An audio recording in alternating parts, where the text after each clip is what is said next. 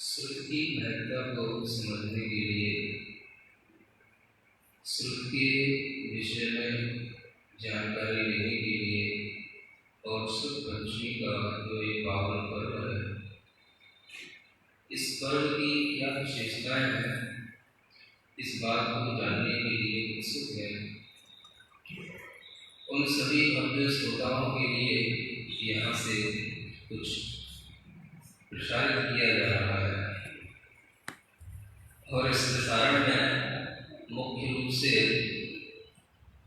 जो आयोजन किया गया है इस प्रसारण में वह अपने भारत देश के बहुत अच्छे विद्वान हैं, महाराष्ट्र में रहने वाले प्रोफेसर फूलचंद जी प्रेमी, जिनके दो पुत्र हैं, एक अरिकांत है, एक अरिहंत है और एक उनकी बेटी है, उनकी पत्नी भी है और ये सारे के सारे परिवार के लोग इस आयोजन से जुड़े हुए हैं।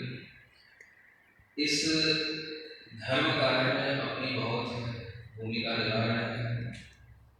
प्राकृतिक कृपा के रूप में मानी जाती है और हमारा भी भाव था बहुत पहले से कि जो कि प्राकृत इंटरनेशनल विद्या के नाम से है, इस तरह से प्राकृत विद्या के प्रचार में ये सभी भाई बंधु और सबसे बड़ी बात कि प्रोफेसर फूलचंद जी के ही परिवार के सभी बेटे बेटियां सभी इस महनीय कार्य में अपना बहुमूल्य योगदान दे रहे हैं। यह एक बहुत सौभाग्य की भी बात है, प्रशंसा की भी बात है कि किसी भी परिवार में सभी परिवारजन एक ही विद्या को आगे बढ़ाने के लिए अगर आगे आते हैं तो ऐसा बहुत कम देखने को मिलता है। और इसी के माध्यम से हम ये समझ सकेंगे कि यह जो प्रवचन की श्रृंखला निरंतर चल रही है, उसी में इस प्रवचन की श्रृंखला का आज यह शुद्ध पंचमी पर्व के रूप में समापन भी होना है। तो हम समझने की कोशिश करेंगे कि आखिर यह शुद्ध पंचमी पर्व क्या है, क्यों मनाया जाता है, क्या इसकी विशेषताएं हैं। श्रुत शब्द के बारे में थोड़ा सा जानने की कोशिश कर रहे हैं कि श्रुत का मतलब हम लोग क्या समझते हैं और वास्तव में श्रुत के कितने अर्थ हुआ करते हैं। सामान्य से व्यक्ति समझता है कि श्रुत माना होता है सुनना, यह श्रुत माना होता है कर्ण इंद्रिय। आचार्य ने कहा है कि जो सुना जाता है वह शब्द है और उस शब्द को श्रुत भी कहा जाता है, लेकिन वह शब्द श्रुत तब कहा जाता है जब उस शब्द से कुछ अर्थ हमारे ज्ञान में आता है। तो श्रुत ज्ञान एक हमारे अंदर श्रुत ज्ञानावरण कर्म के क्षेत्र से उत्पन्न होने वाली परिणति है और उस श्रुत ज्ञान के माध्यम से हम जो सुना जाता है उसके अर्थ तक पहुंचते हैं और वह तभी संभव होता है जब हमारे अंदर श्रुत ज्ञानावरण कर्म का क्षेत्र हो। तो जब ये श्रुत ज्ञानावरण कर्म का क्षेत्र श्रुत के माध्यम से हमारे अंदर एक भावात्मक श्रुत की परिणति पैदा करता है, तब इसे भाव श्रुत का नाम दिया जाता है। जब वही श्रुत हमारे सामने शब्द के रूप में लिखा हुआ होता है तो उसे हम द्रव्य श्रुत कहते हैं। श्रुत के कई भेद हैं। श्रुत और भाव श्रुत के अतिरिक्त जो श्रुत के दो भेद हैं, अंग प्रविष्ट और अंग बाह्य, इनका भी बहुत ही महत्व है। यह ऐसे श्रुत के भेद हैं जिनको हम जानकर के ये समझ सकते हैं कि द्वादशांग का कितना महत्व है।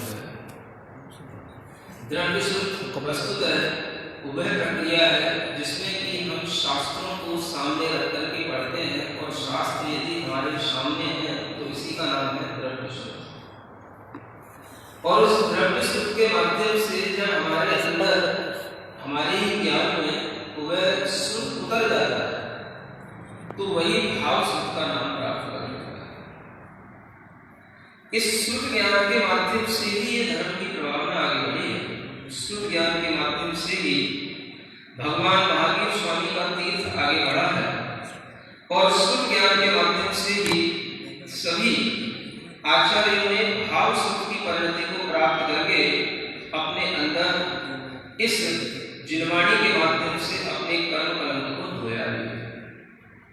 तो ये श्रुत की महिमा है और इस श्रुत की महिमा में हम अगर समझने की कोशिश करें तो इतना जानना जरूरी है कि जो द्वादशांग की रचना होती है जिसमें 12 अंग हुआ करते हैं और 12 अंगों में 11 अंग तो अंग के ही रूप में प्रतिष्ठित रहते हैं। 12वां अंग दृष्टिवाद अंग कहलाता है। जिस दृष्टिवाद अंग में भी 5 भेद होते हैं और उसमें पूर्वगत नाम का भेद होता है जिसके 14 भेद अलग से होते हैं, तो हम उसको 11 अंग 14 पूर्व इस रूप में कहते हैं, अथवा हम उसको 12 अंग और 14 पूर्व के रूप में भी कह सकते हैं, क्योंकि जब हम ऐसा ही कहेंगे 12 अंग और 14 पूर्व तभी पूरा द्वादशांग हमारे सामने आएगा। अगर हम 11 अंग और 14 पूर्व इस तरीके से कहेंगे तो 11 अंग तो हो गए और जो 12वां अंग है उसका केवल एक पूर्वगत भेद ही हमारे सामने आएगा। बाकी के जो 4 भेद हैं वो हमारे सामने नहीं आ पाएंगे, जो कि प्रथमा नियम परिकल्प सूत्र चूलिका के रूप में होते हैं। वो अगर हमारे सामने नहीं आए तो द्वादशांग पूरा नहीं होगा। इसलिए हमेशा ये कहा जाता है 12 अंग और 14 पूर्व। इसको कहने का भी ये महत्व है। जब हम 12 अंग और 14 पूर्व कहते हैं तो हमारे सामने पूरा का पूरा वह ग्रंथ रचना आ जाती है जिसे गौतम गणधर आदि परमेष्ठियों ने अपने ज्ञान के माध्यम से उसे ग्रंथों के रूप में गूंथा था। ये ग्रंथ रचना जो होती है वह विशिष्ट पदों के माध्यम से होती है और जिन पदों के माध्यम से ग्रंथ रचना होती है उन पदों को भी अलग रूप से व्याख्यायित किया जाता है। उनकी भी अपनी एक संख्या अलग होती है। सामान्य रूप से सभी सुधी पाठकों को एक और विषय जानने योग्य है कि पद 3 प्रकार के होते हैं।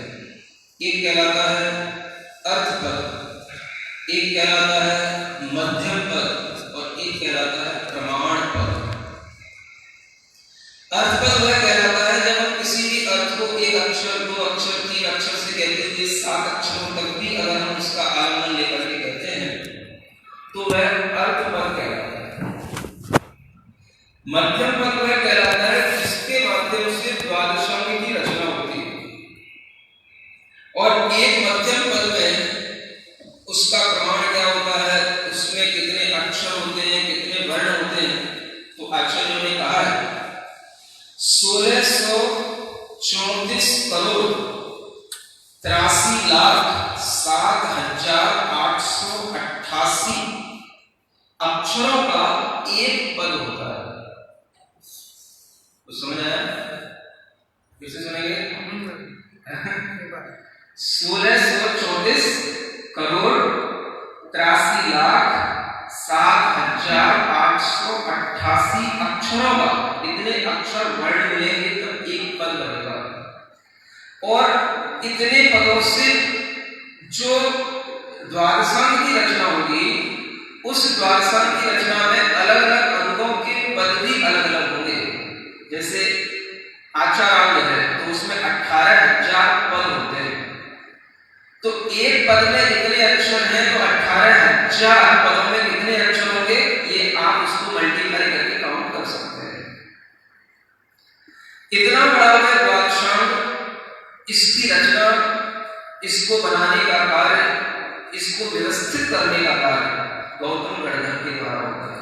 यह युग है जो तीर्थंकर के समुच्चरण में साक्षात गणधर परमेष्ठी, सर्वप्रथम जो पहले गणधर परमेष्ठी होते हैं उन्हीं के माध्यम से ये ग्रंथ रचना का कार्य होता है, तो सामान्य लोग नहीं समझते।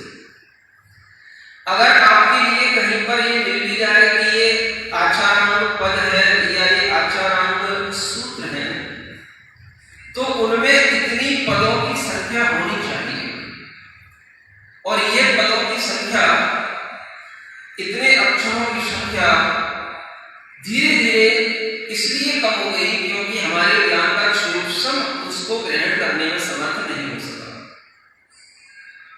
ये मध्यम पद कहलाता है।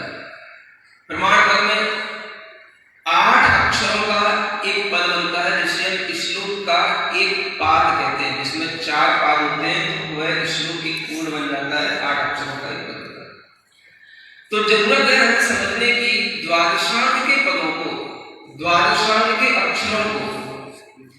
जब ये पद इस तरीके से निर्मित होते हैं तो 12 अंग और 14 पूर्व जो शास्त्र की रचना हुई है उनमें प्रत्येक अंग के पदों की संख्या अलग अलग है। ये आप जिनवाणी के माध्यम से, अन्य शास्त्रों के माध्यम से जान सकते हैं। 12 अंग में प्रत्येक अंग आचारांग, स्थानांग, समवायां, सूत्रकांग, व्याकरण, प्रकृति इत्यादि सबके पदों की संख्या अलग अलग है। और इन पदों की सारी जो संख्या है वो जो मिलाकर के बनती है पूरे द्वादशांग के अंग प्रविष्ट के पदों की संख्या, जिसे हम कहते हैं अरिहंत भाष्य प्रथम गणहर देवी गंथियम सम परमाम भक्तियुक्तो सुदराण भवहि शेषा। जब हम इस तरह से श्रुत को नमस्कार करते हैं तो उस श्रुत में हमारे सामने अरिहंत भगवान के द्वारा भाषित अर्थ आ जाता है और उस अर्थ को कहने के लिए जो गणधर परमेष्ठी के द्वारा पदों की रचना हुई है तो उसके लिए भी एक श्लोक आता है। कोटि शतम द्वादश चैव कोट्यो लक्षाण्य शीतस्त्रधिकान् चैव पंचाशदष्टौ च सहस्र संख्या मेतश्रुतम पंचपदम नमामि। ये हम क्या पढ़ रहे हैं? ये हम पूरे श्रुत के पदों की संख्या को नमस्कार करते हैं। ये तो आपको बता दिया कितने अक्षरों का एक पद होता है। अब पूरे द्वादशांग में कितने पद होते हैं वो इस श्लोक में लिखे हुए हैं। 112,83,58,005 पद होते हैं। सुन लिया? 112,83,58,005 इतने कुल मिलाकर के द्वादशांग के पद होते हैं। वह कहलाती है जिनवाणी, उसको कहते हैं द्वादशांग। उसकी रचना करते हैं गणधर परमेष्ठी। और वह द्वादशांग वाणी जब उसमें इतने पद हैं तो आप समझ सकते हो इन सब पदों को, इन पदों में रचे हुए जितने भी ग्रंथ हैं, शास्त्रों हैं और उन शास्त्रों के जो भी विषय हैं वो सारे के सारे विषय गणधर परमेष्ठी के कंठ में विद्यमान रहते हैं। किसी भी समय पर इतने पदों का पाठ वो करने में समर्थ होते हैं। एक अंतर मुहूर्त में वह सारे द्वादशांग के पद को पढ़ सकते हैं। अंतर मुहूर्त में समझ रहा है? हम एक अंतर मुहूर्त में उन द्वादशांग के पदों की संख्या भी नहीं पूरी पढ़ पाएंगे, पूरे द्वादशांग का पाठ भी कर पाएंगे। और इस तरीके की उनकी जो एक ज्ञान की सूक्ष्म शक्ति रहती है, इसी के कारण से वह श्रुत उनके द्वारा पूरा का पूरा निर्मापित भी होता है। और वह उस श्रुत को आगे बढ़ाते हैं तो वह समय होता है जब कोई भी एक दूसरे को ज्ञान देता है तो वह कंठ परंपरा से देता है। कंठ परंपरा का मतलब हमने सुना है, आप हमसे सुन लो। समझ आ रहा है? हमने तीर्थंकर भगवान से सुना और तीर्थंकर भगवान से सुनकर के गणधर परमेष्ठी ने जब सुना तो उन्होंने दूसरों को सुनाया, उन्होंने उनको सुनाया, उन्होंने भी दूसरों को सुनाया। और तब तक ये सुनने की परंपरा चलती रहनी चाहिए जब तक कि कोई भी पद में कमी नहीं आनी चाहिए। एक अक्षर भी कम नहीं बोलना। जितने अक्षरों में हमने द्वादशांग को रच दिया है उतने ही अक्षरों में द्वादशांग जब तक बोला जाएगा, कहा जाएगा, सुनाया जाएगा, तब तक वो कहलाएगा हाँ ये द्वादशांग की परंपरा चल रही है। और गणधर परमेष्ठी के बाद में द्वादशांग की परंपरा चलाने वाले श्रुत केवली होते हैं। श्रुत केवली को कहते हैं। नाम सुना सभी ने? एक केवली और एक श्रुत केवली।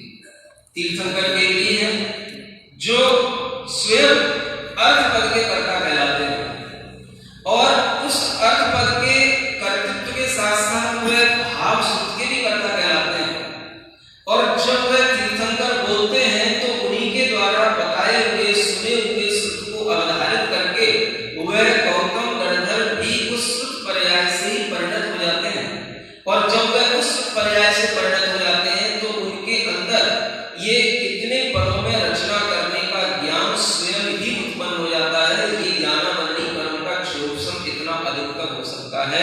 आपको यह बताया जा रहा है। अब तीर्थंकर भगवान अपना कार्यकाल पूरा करके चले गए। जब तीर्थंकर भगवान चले गए तो उसके बाद में जो और भी उस ज्ञान को प्रवाहित करने वाले केवली हुए, सुत केवली हुए, वैसे देखा जाए तो संख्या 1000 सुत केवली कह सकते हैं या ज्ञान को प्रवाहित करने वाले मुनियों की परंपरा कह सकते हैं। लेकिन जब हम परिपाटी क्रम से देखते हैं, अनुबद्ध क्रम से देखते हैं, तो अनुबद्ध केवली और अनुबद्ध सुत केवली उनकी संख्या लिमिटेड हो जाती है। भगवान महावीर स्वामी के बाद में गौतम गणधर हुए और गौतम गणधर के बाद में सुधर्माचार्य हुए। इनको कहीं कहीं लोहाचार्य भी कहा जाता है और इनको कहीं कहीं सुधर्माचार्य भी शास्त्रों में लिखा हुआ है। फिर उसके बाद में जम्मू स्वामी हुए। ये 3 तो अनुबद्ध केवली हुए, केवल ज्ञान को प्राप्त करके मोक्ष को प्राप्त हो गए। इसके बाद में अनुबद्ध रूप से केवल ज्ञान की परंपरा उठ गई, लेकिन ज्ञान की परंपरा तो आगे बढ़ी। श्रुत केवली हुए, 5 श्रुत केवली हुए। विष्णु, नंदीमित्र, अपराजित, गोवर्धन और भद्रबाहु। ये 5 श्रुत केवलियों के माध्यम से इस 12 अंग और 14 गुरु की सारी ज्ञान की परंपरा हूबहू ज्यों की त्यों आगे बढ़ती रही। मतलब इन आचार्यों के पास में इतना ज्ञान था, इतना ज्ञान का क्षोभन था कि जितना गौतम गणधर ने ये पदों की संख्या का निर्माण किया था, 112 करोड़ इत्यादि जो पद हैं, वो सब उनके ज्ञान में, उनके मस्तिष्क में ज्यों के त्यों रखे रहे। समझ आ रहा है? ज्यों के त्यों रखे रहे। जैसे हम आपको रत्न दे दें और आप उन रत्नों को ज्यों के त्यों रखे रहो, हाँ, एक भी उसमें कम नहीं होना चाहिए, एक भी उसमें और ज्यादा भी मिलना नहीं चाहिए। ज्यों के त्यों वह रत्न रखे रहे, तब तक वह आप उस रत्नों की संभाल करने वाले कहलाओगे। समझ आ रहा है? ऐसा पॉसिबल है? कोई भी व्यक्ति सोच सकता है, अगर हम आपको कोई भी 10 श्लोक एक दिन भी सिखाएं और एक दिन में अगर आपको 10 श्लोक पढ़ा भी दें, तो आप उन 10 श्लोकों को ज्यों का त्यों कहने में समर्थ नहीं हो सकते। उनका अर्थ भी ज्यों का त्यों ही कहना, कुछ भी नहीं भूलना। जितने शब्दों में जो व्याख्यायित किया गया है उतने ही शब्दों में व्याख्यायित करना, ये अपने आप में बहुत बड़े ज्ञान के क्षोभन के साथ होता है। समझ में आ रहा है? लोग कहते तो हैं जिनवाणी जिनवाणी सुर पंचमी, जानते नहीं ये सुर का अर्थ क्या है। तो हम देख रहे हैं कि इसका नाम है सुर परंपरा। अब लोग पूछते हैं हमारे पास में द्वादशांग निर्वाणी क्यों नहीं है, हमारे पास में 12 अंगों का लोप क्यों हो गया, ऐसा प्रश्न किया जाता है। नहीं समझ आया? आज हमारे पास में 12 अंग क्यों नहीं, 14 पूर्व के ग्रंथ क्यों नहीं? तो ये 12 अंग और 14 पूर्वों की जो परंपरा चली है, ये तब तक सही चली जब तक कि ज्ञान पूरा का पूरा उसे ग्रस्त करने में समर्थ रहा। समझ आ रहा है? भगवान महावीर स्वामी के बाद लगभग 60, 62, 63 वर्षों के अंदर ही ज्ञान के क्षोभन में इतनी कमी हो गई कि वह परंपरा धीमे धीमे क्षीण होने लगी। इस श्लोक केवलियों के बाद में अब जब ये भद्रबाहु श्लोक केवली हो गए, फिर उसके बाद में जब ये और परंपरा आगे बढ़ी, तो आपको ये भी पता होगा कि भद्रबाहु श्लोक केवली के बाद उसी समय पर एक बहुत बड़ा 12 वर्ष का अकाल पड़ा था, दुर्भिक्ष। समझ आ रहा है?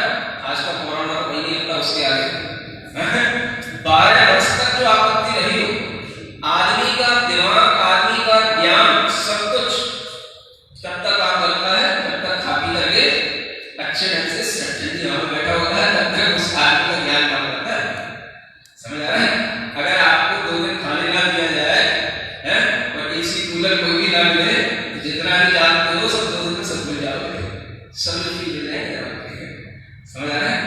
मतलब कि समझो 12 वर्ष के उस अकाल को जब झेला गया और जिन आचार्यों ने उस समय पर जो ज्ञान रखा, तो भद्रबाहु के बाद में चंद्रगुप्त एक बहुत बड़े आचार्य हुए, जो चंद्रगुप्त मौर्य के नाम से जो आप सीरियल देखा करते हैं, वही चंद्रगुप्त हैं जो भद्रबाहु महाराज की सेवा किए अंतिम श्रुत के लिए। और उसके बाद में ये ज्ञान की परंपरा फिर कम सी होती गई। हुआ ये कुछ विशेष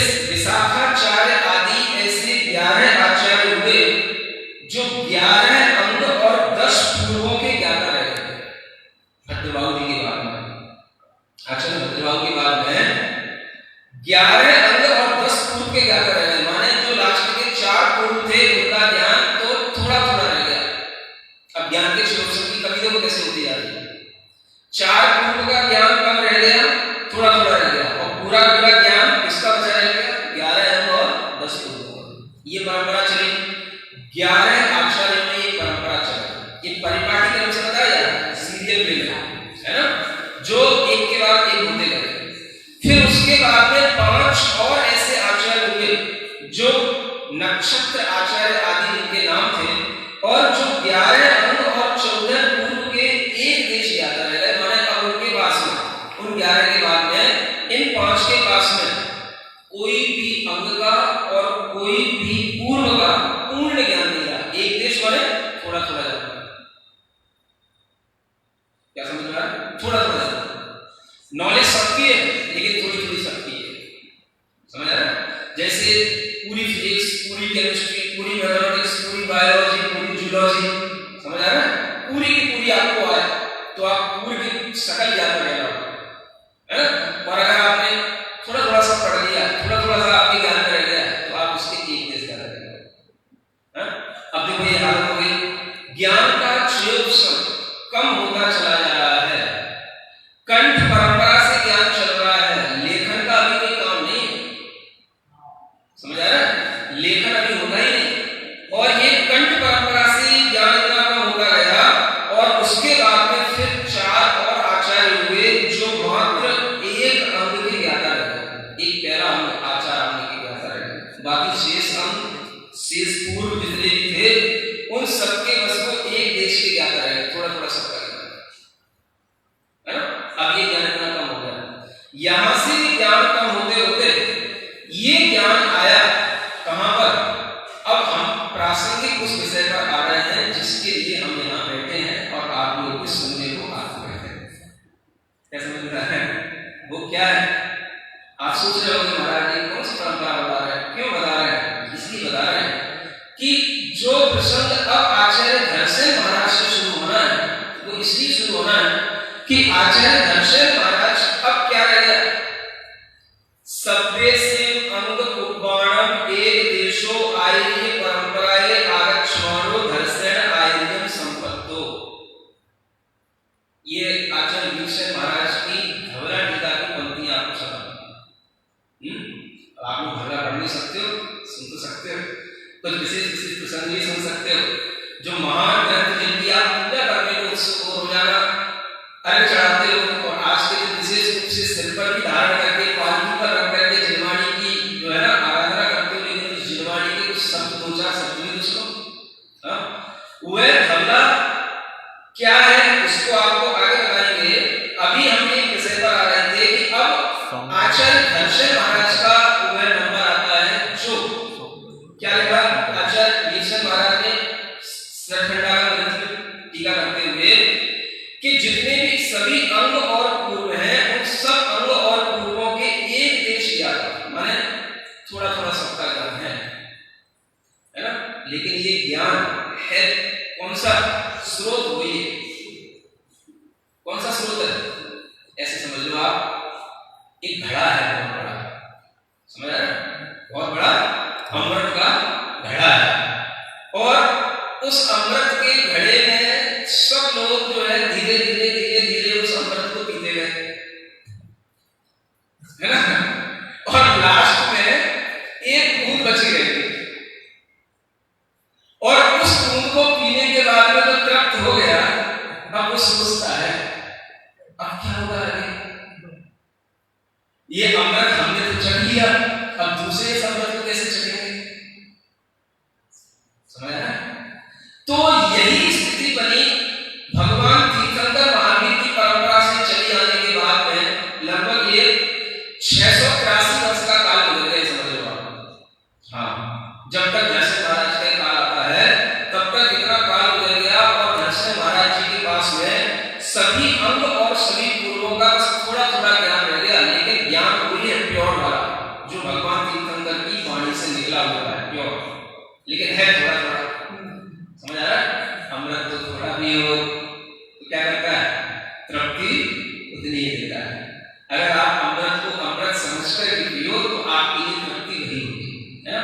अब देखो वह घनश्याम महाराज कहाँ है। अब यहाँ से मैं आपको श्रुत पंचमी की वह कथा सुनाना चाहता हूँ जो कथा धवला टीका में सठखंडागम सूत्र के ऊपर जो धवला टीका है, आचार्य वीरसेन महाराज ने जो धवला टीका की रचना की है, उसी टीका में जो उन्होंने घटना प्राकृत भाषा में जिस तरीके से लिखी है, मैं आपको प्राकृत और हिंदी के साथ में वही घटना थोड़ी सी बताना चाहता हूँ, क्योंकि आज आपको प्राकृत पर भी ध्यान देना है। इसलिए ध्यान देना है कि जो भी सठखंडागम सूत्र रचे गए और उसके ऊपर जो धवला आदि टीकाएं लिखी गई, ये सब प्राकृत भाषा में लिखी गई। टीका में तो कहीं कहीं संस्कृत का भी उपयोग हुआ है, लेकिन सठखंडागम जो सूत्र है, उस सूत्र की परंपरा कैसे बनी, उसकी कहानी क्या है, श्रुत पंचमी हम क्यों मनाते हैं, उस पर्व की कथानक क्या है, तो वह कथानक जैसा आचार्य वीरसेन महाराज जी ने लिखा हुआ है वैसा का वैसा ही आपको प्राकृत भाषा के माध्यम से सुनाने का मेरा मन हो रहा है। ऑडियंस तो सामने ज्यादा ही नहीं है ना, तो ये नहीं पूछ सकती कि भैया सुनोगे कि नहीं सुनोगे, फिर भी जो जहां सुन रहे होंगे कह रहे होंगे हाँ महाराज सुना लो, है ना, क्योंकि आप लोग तो बड़े अच्छे आराम से अपने अपने घरों में सोफा सेट पर बढ़िया है ना, एसी में बैठे होंगे, तो कई बार में आप ये सुनो कि क्या शब्दावली है आचार्यों की जो उन्होंने इस घटना को इतना प्रामाणिक रूप से प्रस्तुत किया है। और यही वो घटना है जिसके माध्यम से हम प्रामाणिक रूप से श्रुत पंचमी की परंपरा को आगे बढ़ाए रखते हैं, है ना। इसके अलावा अनेक और भी आचार्य हुए जिन्होंने इस घटना को लिखने के लिए श्रुतावतार के रूप में ग्रंथों की रचना की है, लेकिन सबसे अच्छी प्राचीन जो आचार्य वीरसेन महाराज ने जो सठखंडागम ग्रंथ की टीका करते हुए लिखा है, वो मैं आपको यहीं से पढ़ता हूँ। तेणवी सौरठ विषय गिरिडय पट्टण चंद हुआ ठियण अठंग बाण नित्य पारायण ग्रंथ मोक्षियो होई। वाक्य समझ आ गई? आएगी, है ना। बड़ी अच्छी भाषा है, प्राकृत मधुर भाषा है, बोली जाने वाली भाषा है, समझ आ रहा है, और खास तौर से बड़ी कोमल भाषा है और स्त्रियों को और बालों को ज्यादा अच्छी लगने वाली भाषा है, समझ आ रहा है।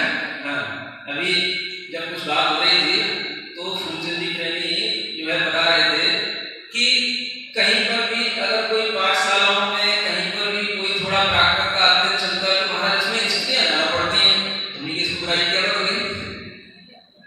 अरे भाई स्त्रियों के लिए एक काव्य अलंकार नाम का ग्रंथ है, रुद्रट का काव्य अलंकार है, और उसके ऊपर एक नवी साधु हुआ उसने टीका की है, और उस टीका में इसमें लिखा हुआ है कि बाल महिला भी सुबोधम, है ना, प्राकृतम इति प्राकृतम, जो सबसे पहले की गई सबसे पहले चली आई भाषा है उसका नाम है प्राकृत भाषा, और ये बच्चों के लिए महिलाओं के लिए बड़े अच्छे से ज्ञान में आ जाती है, सुबोध भाषा है।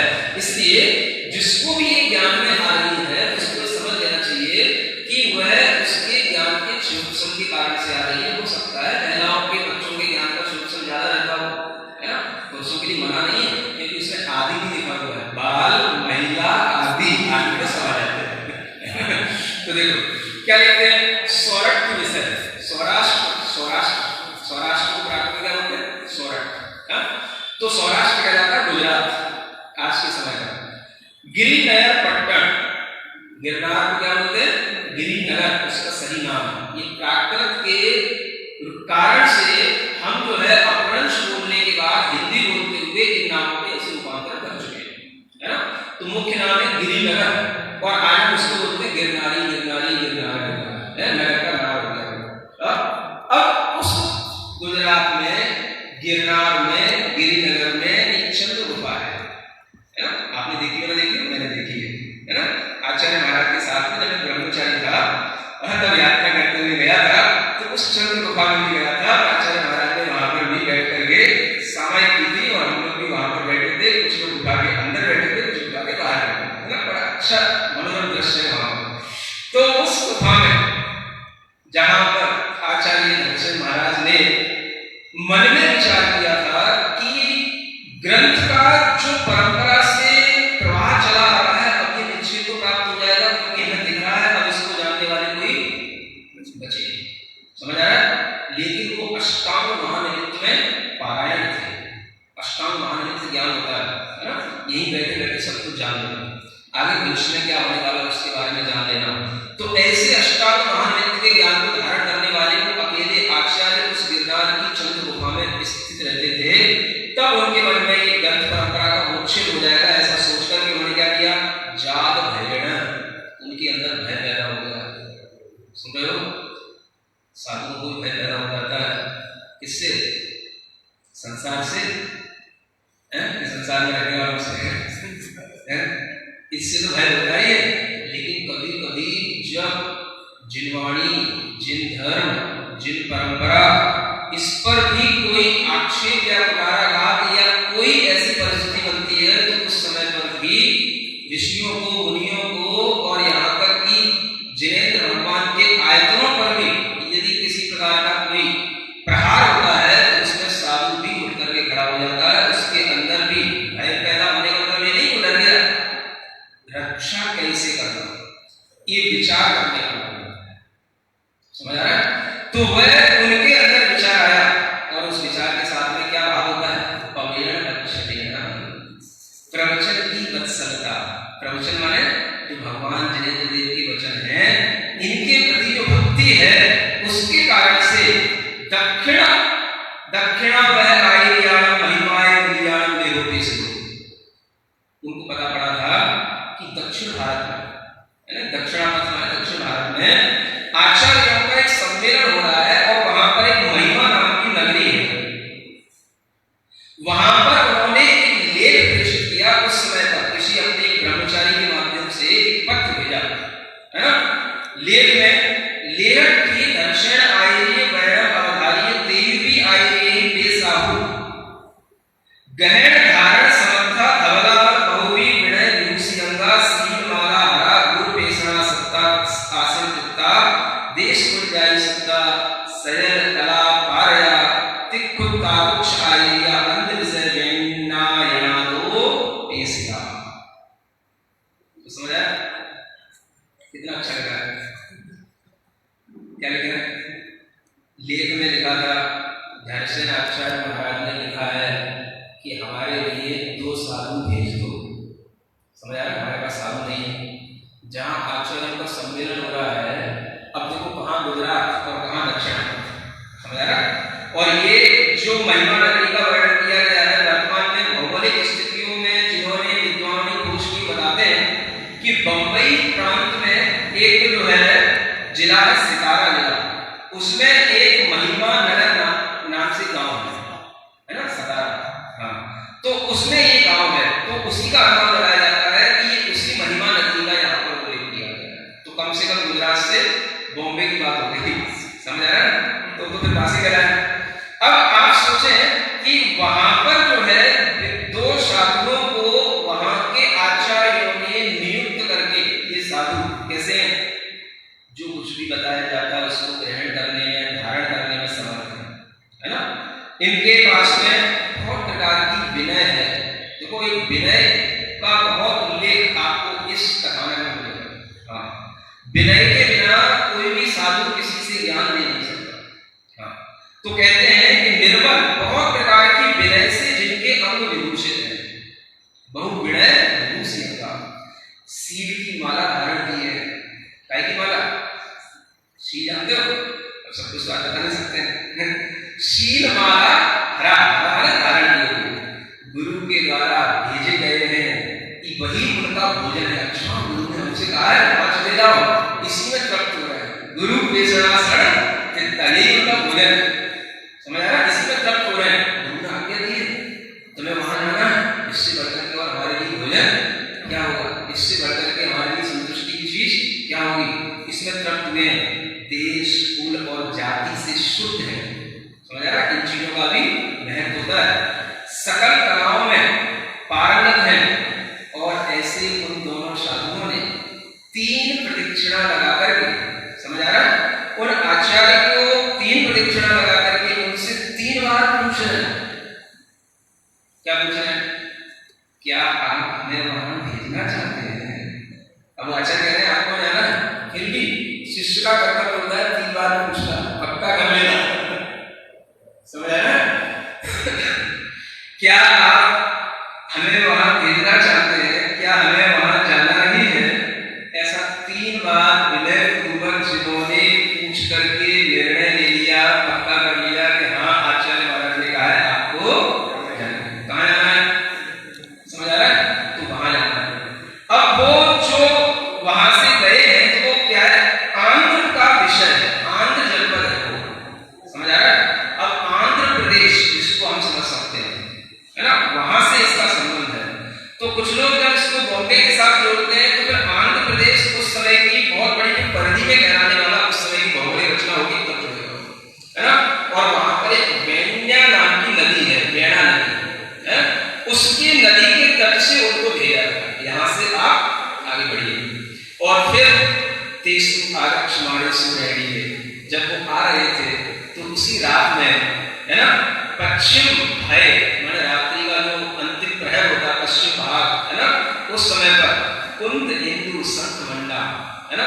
अब देखो इधर जो दर्शन आचार्य हैं उनको क्या दिखाई देता है ना, कुंद फूल होते हैं, इंदु माने चंद्रमा होता है, शंख के समान सफेद, ऐसे सभी लक्षणों से संपूर्ण अपने किए हुए, है ना, तिप्पदाइयां 3 प्रदक्षिणा जिनकी लगाई गई है ऐसे, और जो पास में स्थित हैं 2 वृषभ उन्होंने रात्रि में अंतिम समय में स्वप्न में देखे। किसने देखे? आचार्य धर्षण भड़ारेण वृद्धा, धर्षण भट्टारक ने उस समय पर 2 बैल हमारी प्रदक्षिणा लगाकर, बैल देखे उन्हें नहीं देखे, कि जो सभी लक्षणों से पूर्ण है, सफेद रंग के विकास बिल्कुल सफेद, ऐसे वो बैल है, एवं एक समणम दट्ठुन तुठ्ठेन, इस प्रकार के स्वप्न को देखकर के तुष्ट हो गए, तुठ्ठेन माने तुष्ट हो गए। ऐसे धर्षण आचार्य के मुंह से एक शब्द निकला, वो शब्द आप सभी को बोलना है। समझ आ रहा है? बहुत ही सुभाषित सूक्ति वाक्य है। और जैसे ही स्वप्न पूरा हुआ, सुबह जब वो उठे तो उन्होंने सबसे पहले कहा जयौ सूर्य देवता। क्या बोला?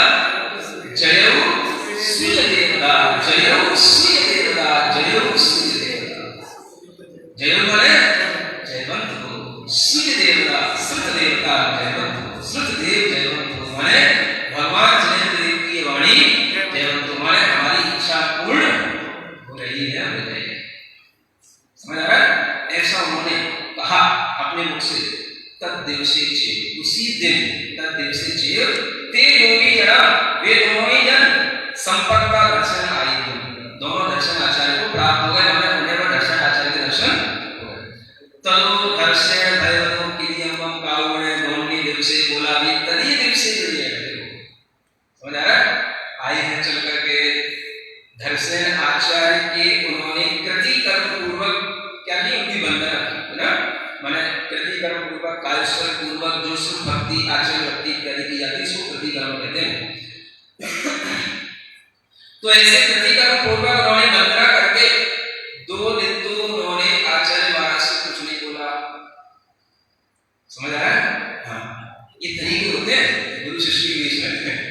समझ आ रहा है? अब आप अधीर हो जाते एकदम से, आपने मुझे बुलाया था, मैं आ गया हूँ, ऐसा नहीं होता। समझ आ रहा है? 2 दिन तक तो शांति से रहो, वो भी देख रहे हैं, आप भी देखो, और एक दूसरे को मौन पूर्वक सुनो। समझ आ रहा है? हाँ, आते ही किसी से एकदम से बातचीत करने लग जाना ये अधीरता का सूचक होता है। समझ आ रहा है? और थोड़ी देर शांति से बैठने के बाद में या 1-2 दिन निकलने के बाद में अपरिचित लोगों से बोलना प्रारंभ किया जाता है, ये भी तरीका होता है। समझा समझा? तो ये देखो 2 दिन तक तो वह कुछ नहीं बोले, फिर उसके बाद में तीसरे दिन विनय के साथ धर्षण भड़ारो ती बिंदतो, धर्षण भट्टारक के समक्ष उन्होंने अपनी विनती की, विज्ञापन जिसको होते व्यक्ति है, अनिल कच्चेण अम्मा दोही जना तुम पाद मूलम हो गया है, हम लोग इस कार्य से आपके चरण कमलों में आए हैं। अब बता रहे हैं भक्ति से विनय के साथ में, पहले बताना पड़ेगा आचार्य पूछेंगे क्यों आए हो,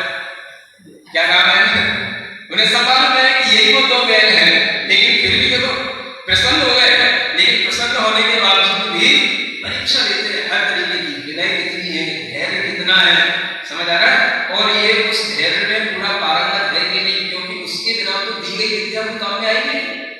तो वो 2 दिन के बाद में जब तीसरे दिन बोले तब जाकर के उन्होंने कहा हम आपके समक्ष आपके चरण कमलों में इस कारण से आए हैं, जो कारण बताया गया उन्हें इस कारण से आए हैं। तो उन्होंने कहा सुट्ठु बद्धम, क्या बोला, सुट्ठु बद्धम, सुट्ठु माने बहुत अच्छा। हाँ, सीखो थोड़ी प्राकृत, जो भी प्राकृत के अध्येता है, प्राकृत को रुचि लगने वाले कुछ शब्द को सीखो। जब आपको कहना बहुत अच्छा, वेरी गुड बोलते हो, हाँ, प्राकृत क्या बोला, सुट्ठु सुट्ठु, हाँ, बहुत अच्छा सुट्ठु सुट्ठु, है ना, और अच्छा बोलना सुट्ठु बद्धम माने कल्याण हो, बहुत अच्छा हो, सुट्ठु बद्धम, ऐसा बढ़िया है। ऐसा कहकर के धरसेन भगवान ने भट्टारक दोनों को आशासिदा माने आशीर्वाद दिया, आश्वस्त कर दिया। समझ आ रहा? तो चिंतन है। अब देखो यहाँ पे बहुत बड़ी बात लिखी। उसके बाद में उन्होंने चिंतन किया। क्या चिंतन किया? अब मालूम क्या सोचने लगे? श्लोका तो कई तरीके के होते हैं। कुछ श्लोका ऐसे होते हैं जैसे कि पत्थर होता है पाषाण है, उस पर बीज डालो, वृक्ष उगेगा नहीं उगेगा, है घड़ा होता है, उसमें पानी भर दो, कुछ मिलेगा, कुछ नहीं मिलेगा। सर्प के मुंह में क्या समझ आया, मिश्री और दूध पिला दो, कुछ होएगा, सब जहर मिल जाएगा। ऐसे श्रोताओं का उन्होंने चिंतन किया, बोले श्रोता में ये लक्षण नहीं होना चाहिए। जिनको हम ज्ञान देने जा रहे हैं उनके अंदर इस तरीके का यह कोई भी लक्षण नहीं होना चाहिए। और ऐसा सोच करके उन्होंने क्या सोचा, यदि बनेगा वो जहां छंद आयन विद्यावान संसार है रब्रह्म इति, है ना। देखो अगर कोई सक्षम होगा, है ना, अगर कोई जो है गुरु की आज्ञा मानने वाला नहीं है, स्वच्छंद है ना, अपने तरीके से चलने वाला है, तो ऐसे लोगों को दिया गया विद्या दान भी उनके लिए संसार को बढ़ाने वाला है। ये बहुत बड़ी चीज है।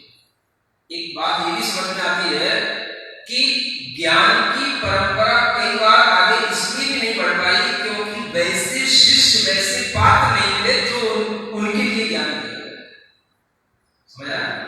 अब ये तो दर्शन महाराज अपने जीवन के अंत में सोच रहे हैं कि हमें तो साधु विद्या को पढ़ा दें, ज्ञान दे दें, और उसके बावजूद भी उनकी इतनी परीक्षा कर रहे हैं। फिर वो क्या सोचते हैं, अरे मैंने तो शुभ स्वप्न देख ही दिया था, उसी से मुझे पता पड़ गया था कि विशिष्ट पुरुष है ना, फिर भी घर से फिर भी उन धर्षण आचार्य ने उनकी पुनः परीक्षा करने की इच्छा की। देखो ये तो खुद भी सोच रहे हैं, शुभ स्वप्न आ गया है, काम ये दोनों करेंगे, ये दोनों बैल हैं जो आगे धर्म को ले जाएंगे, लेकिन फिर भी इनकी परीक्षा को करना है ना। देखो इसमें कुछ नीति का क्या है, कुछ सुभाषित आ रहा है, आप इसको बिल्कुल कलेक्ट करके रखना है। ज्यादा आपको 12-14 का ज्ञान नहीं तो कोई बात नहीं, 3 नीति वाक्य आप ध्यान में रखना, बताया जा रहा है। एक वाक्य क्या हो चुका है, पहला जयहु सूर्य देवता, ठीक है ना। दूसरा वाक्य रेडी टू लर्न, समझ आ रहा है। सुपरीक्षा हिय निर्भयं करेति, क्या कहा, सुपरीक्षा अच्छे ढंग से की गई परीक्षा, हिय माने हृदय में, निपुई माने सुख, करेति करती है। माने अगर आपने कोई काम अच्छे ढंग से विचार पूर्वक किया है, परीक्षा पूर्वक किया है, तो आपको सुख मिलेगा। और आप भावना में बह गए तो आपको परेशानी भी हो सकती है, दुख भी मिल सकता है, प्रतिकूल फल भी मिल सकता है ना। इसकी बहुत अच्छी लाइन है। सुपरीक्षा का मतलब अच्छे ढंग से परीक्षा करके ही कोई कार्य प्रारंभ करना चाहिए। तो सुपरीक्षा ही करेंगे, सुपरीक्षा ही अच्छे ढंग से की गई परीक्षा ही हमारे हृदय को संतुष्ट करती है। तनो ताणम ते दो विद्याओं देना हो, तो हमने क्या किया, उन दोनों के लिए 2 विद्याएं दे दी। अब देखो कैसी परीक्षा होगी, तथ्य अहि अक्षरा, एक तो कैसी थी, अधिक अक्षर वाली थी, अवरा भीड़ अक्षरा, और दूसरी जो है कम अक्षर वाली थी। एदाओ छठो वासे सारे, विद्या कि इसको षष्ठोपवास का मतलब होता है 2 उपवास, है ना। इसको 2 उपवास के साथ इसको क्या करना, साधना है। इस विद्या को साधना है, आपको 2 उपवास के साथ, माने 2 दिन में ही आपको विद्या की सिद्धि करके देना है की परीक्षा में। क्या करना, तरुति सिद्ध विद्या, है ना, विद्या देवताओं को क्षमती, तब उनको विद्या सिद्ध हो गई 2 दिन में। और वो विद्या जब सिद्ध हो गई तो विद्या देवताओं से पूछते हैं या उद्दंतुरिया अरे पानिया। जब वो देखा कि एक के तो दांत बाहर निकल रहे हैं और एक पानी है ना, ऐसो देवताओं का स्वभाव बढ़ाओ, देवताओं का स्वभाव तो ऐसा होता नहीं। इति चिंत्य गुण है, ऐसा सोच करके मंत्र वाया सत्य कुशले हीना हरि अक्षराण शुभरा मैं ध्यान का गुण पढ़ते जो भी देवताओं स्वभाव स्वरूप किया हो देखा हो। क्या किया उन्होंने, मंत्र में कुशल थे, व्याकरण में कुशल थे, समझ आ रहा, सभी प्रकार के शास्त्रों में कुशल थे। उन्होंने देखा अरे इस मंत्र में एक अक्षर कम है, एक अक्षर ज्यादा है, जिसमें कम था उसने एक अक्षर ज्यादा कर दिया, जिसमें ज्यादा था उसने एक अक्षर कम कर दिया। फिर से उस विद्या को सिद्ध करने के लिए फिर वही मंत्र पढ़ा तो क्या हो गया, दोनों देवता मिलकर अपने स्वभाव से सुंदर जो रूप था उसमें आकर के खड़े हो गए। गुणों के दर्शन वैवर्त से जहां तेरे मिले न मिले सुख के न दर्शन कराए, है ना। फिर क्या हुआ, फिर हमारे दर्शन भगवान के लिए जैसा हुआ वैसे जाकर के बता दिया। ऐसा हुआ आपने विद्या दे दी, पहले तो कहानी हुई दिखी, एक किताब दिख रहे तो मैंने ऐसा किया, फिर वो विद्या फिर सिद्ध की, सही होगी सिद्ध हो गई। तब दर्शन भट्टारक ने समझ लिया हाँ इससे जो है गलती नहीं करेंगे, ये काम के हैं और ये गलत को भी सही करने वाले हैं, सही को गलत करने वाले हैं। समझ आया, तब देखो क्या करते हैं, सौमती नटखट वाले ग्रंथों पर अब मैं तुमको पढ़ाऊंगा। अब ग्रंथ प्रारंभ होता है ना। देखो कुछ लोग कहते हैं क्या होती है तिथियां, क्या होते हैं वार, है क्या होता है ज्योतिष, यहाँ से सीखो, सब कुछ सबका हर चीज का महत्व होता है। शुभ तिथि में, सौम्य तिथि में, शुभ तिथि में, शुभ नक्षत्र में, शुभ वार में ग्रंथ का प्रारंभ हुआ, पढ़ाना शुरू किया।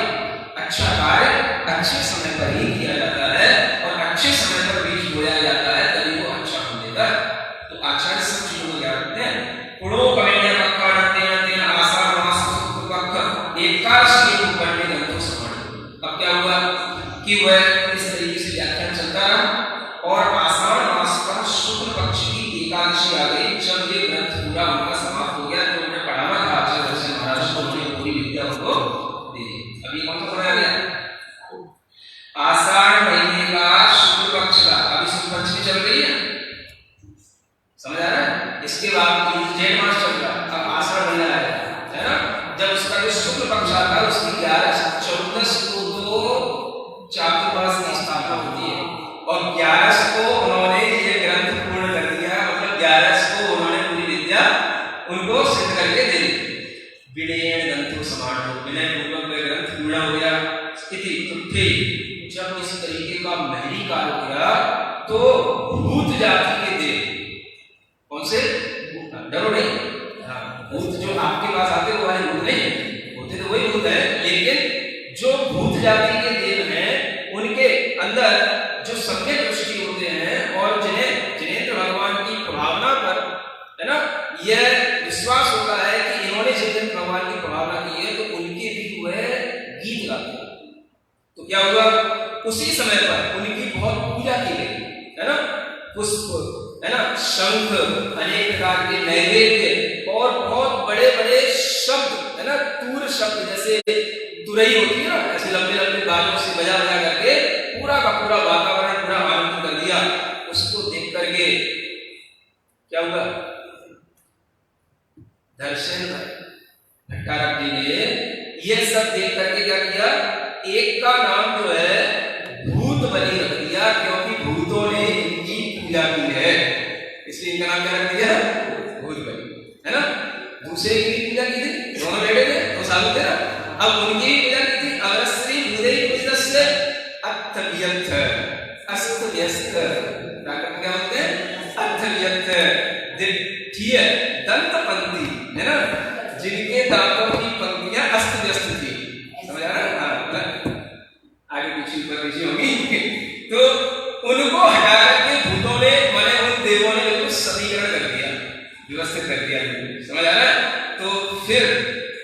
दक्षिण महाराज ने उनका नाम रख दिया, दूसरे साधु का नाम पुष्पयंतो। समझ आ रहा है? ऐसे उनका नामकरण हुआ। अब देखो अब क्या हुआ, पुरोते तद्दिव से चिरूपेशिका संता। अब देखो ये कहलाती वीतराग, अत्यंत निरीह। जिस दिन शास्त्र ज्ञान पूर्ण हो गया उसी दिन आचार्य दर्शन महाराज ने आज्ञा दे दी, अब आपको यहां से आगे जाना है, उद्धार करना है। समझ आ रहा है? देखो क्या सोचते होंगे साधु, जिनसे हमें ज्ञान नहीं आया उनकी एक डिग्री एक्स्ट्रा सेवा करने को भी हमें नहीं मिल रहा है। समझ आ रहा है? और उसी दिन उन्हें वहां से भेज दिया और उन्होंने क्या सोचा, अभी तीसरा सूक्ति बात याद रखने के लिए, तीसरा समझ आ रहा है? सूक्ति लगाने का तीन सूक्ति बात है, बहुत अच्छे। गुरु वैनम अलंघनिज्यम, गुरु वैनम अलंघनिज्यम, गुरु वचन अलंघनीय है, गुरु वचनों का उल्लंघन नहीं करना चाहिए, ऐसा सोच करके अंकुलेश्वरी वर्षा कालों को, अब चार तो चाहिए थे तो अंकुलेश्वर है। समझ आ रहा है? हम भी गए हैं वहां, अंकुलेश्वर में भी मुझे ध्यान है, मतलब जब ब्रह्मचारी उसका माता से साथ में गए थे तो एक नीचे तहखाना है, उसमें दो मतलब आदिनाथ भगवान की किसी की बड़ी कसौटी की पाषाण की बड़ी अच्छी सुंदर काले रंग की प्रतिमा है। समझ आ रहा है? वो अंकुलेश्वर स्थान अभी भी है, भड़ूच जिले में है, तो बड़ा अच्छा। तो उस स्थान पर उन्होंने वर्षा योग किया, जो हम समाणीय, जब वर्षा योग पूरा हो गया तो एक उनके पास में जिनपालिक नाम का शिष्य था, जो कहा जाता है कि उसमें उनका वो भांजा था, है ना। उस जिनपालिक को देख करके पुष्पदंत आयु वनवासी विषय मधो, पुष्पदंत आचार्य को उसे लेकर के वनवासी विषय में चले गए, माने वनवासी देश है, उत्तर कर्नाटक में माना जाता है। उत्तर कर्नाटक का प्राचीन नाम है, कदम्ब वंश के राजाओं का ये स्थान रहा है, तो वहां पर ये चले गए। और भूतबली भटारकों में दमन विषय मधो, और जो भूतबली भटारक थे वो अलग चले गए, वो दमिल विषय में चले गए, है ना। ये दमिल जो है स्थान है जो मद्रास से सेरिंगपट्टम और कोमारेन तक जो है फैला हुआ है, और इसकी राजधानी कांचीपुरी मानी जाती है ना, जिसका उल्लेख आचार्य समंतपद महाराज ने भी किया है ना, कांचीपुरी। तो उस स्थान पर अब ये दोनों आचार्य अलग अलग देशों में चले गए, अलग अलग स्थानों पर चले गए। फिर क्या हुआ, तदोपदंतायेन जिणवालिदस्य दिक्खम दावुणे विंसति पुष्पताण करिए पड़ावीय पुरुषो भूतबली भयदंतस्य पासम देशिदो।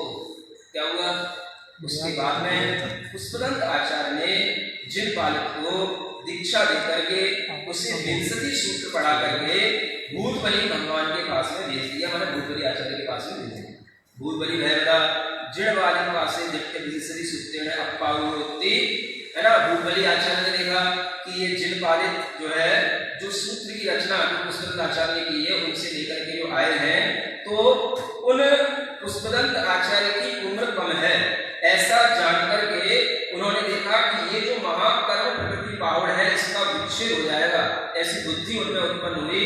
तो उन्होंने क्या किया, ग्रंथ रचना प्रारंभ की, माने जो 60 खंडागम ग्रंथ में जीवट ठाण है, वो पहले जीवट ठाण में से 20 निरूपणाओं की रचना तो आचार्य पुष्पदंत महाराज ने की, और उसके बाद की सारी निरूपणा घनश्याम महाराज की है, वो भूतबली महाराज। इसके बाद में पुष्पदंत भूतबली ये आचार्य इसी कारण से इस ग्रंथ के कर्ता कहलाते हैं। क्या कहलाते हैं?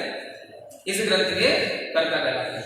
और जब ये रचना पूर्ण हो गई तो उसके बाद में क्या हुआ, यह भूतबली आचार्य ने उस समय पर इस रचना के पूर्ण होने पर जब ये संदेश दिया, तो वहां के जो भी श्रावक थे उन श्रावकों ने उस रचना को, उस ग्रंथ की कृतियों को बड़ी उनकी पूजा की, एक महामहोत्सव किया, और वह यही शुक्ल पंचमी का दिवस था, जिसके बाद फिर यह शुक्ल पंचमी की यह परंपरा हमेशा बनी रही, और यह शुक्ल पंचमी इस तरह से निरंतर चलती आ रही है। समझ आ रहा है? इससे हुई ये रचना प्रारंभ जिनवाणी की निर्मिति से, और जिनवाणी के माध्यम से जो यह रचना हुई है उसको ही आगे बढ़ाने के लिए जो आचार्यों ने जो यह ग्रंथ की पूर्णता की, फिर उसके बाद में जो श्रावकों ने उसकी पूजा की, तो वही पूजा शुक्ल पंचमी के नाम से प्रवाहित होती हुई पंचमी का महत्व है, जो भी हमारे पास में आज षट खंडागम सूत्र लिखे हुए मिलते हैं, ये सूत्र लिखे थे आचार्य पुष्पदंत और भूपली महाराज जी। और इन षट खंडागम में मुख्य रूप से 6 खंड हैं। कितने खंड हैं? इसलिए इसका नाम है षट खंडागम। नाम भी सुनना चाहो तो कम से कम खंडों के नाम सुन सकते हो। तब सुनिएगा। पहला कहलाता है जीवट ठाण, क्या बोलते हैं? दूसरा कहलाता है खुद्दा बंद, तीसरा कहलाता है बंद स्वामित्व विषय, चौथा कहलाता है वेदना खंड, पांचवा कहलाता है वर्णना खंड, और छठवां कहलाता है महाबंध। ये 6 खंडों की रचना यह आचार्य पुष्पदंत और भूपली महाराज ने की, है ना। इसी समय पर कहा जाता है कि एक और सिद्धांत ग्रंथ है जिसका भी नाम आपको जानना चाहिए, वो भी बहुत प्राचीन ग्रंथ माना जाता है, जिसे कहा जाता है कसाय बाहुल सूत्र। क्या बोलते हैं? आचार्य गुणधर महाराज का रचा हुआ है कसाय बाहुल सूत्र। 233 गाथाएं उन्होंने उस समय पर रची, समझ आया? तो इसका विषय अलग।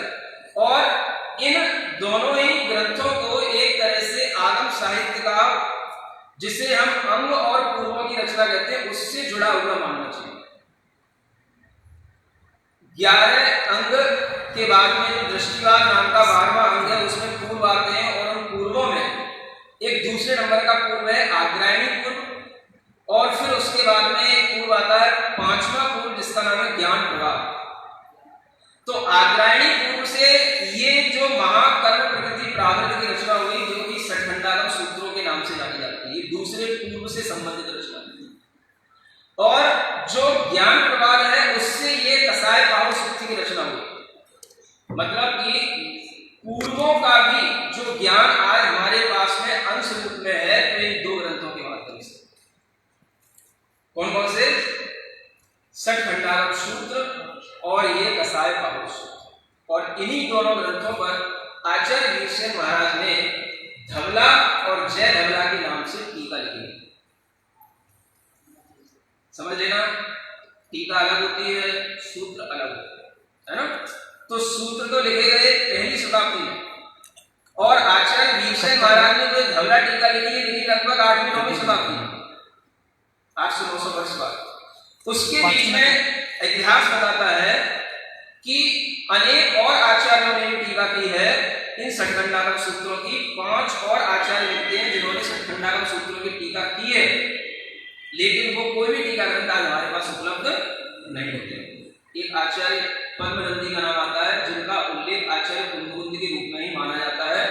दूसरे हैं एक आचार्य श्याम कुंड, तीसरे हैं तुम्बुलुर आचार्य, चौथे हैं आचार्य शमंतभद्र महाराज, और 5वें हैं आचार्य भक्तदेव।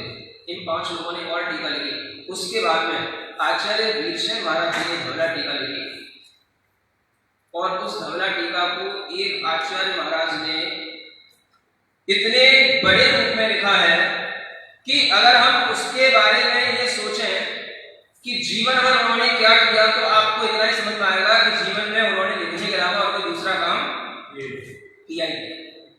समझ आया? एक श्लोक में 8 अक्षरों के 4 पद होते हैं, तो कितने अक्षर हो गए? 8 जोड़ो 32। समझ आ रहा? 32 अक्षर प्रमाण एक श्लोक होता है।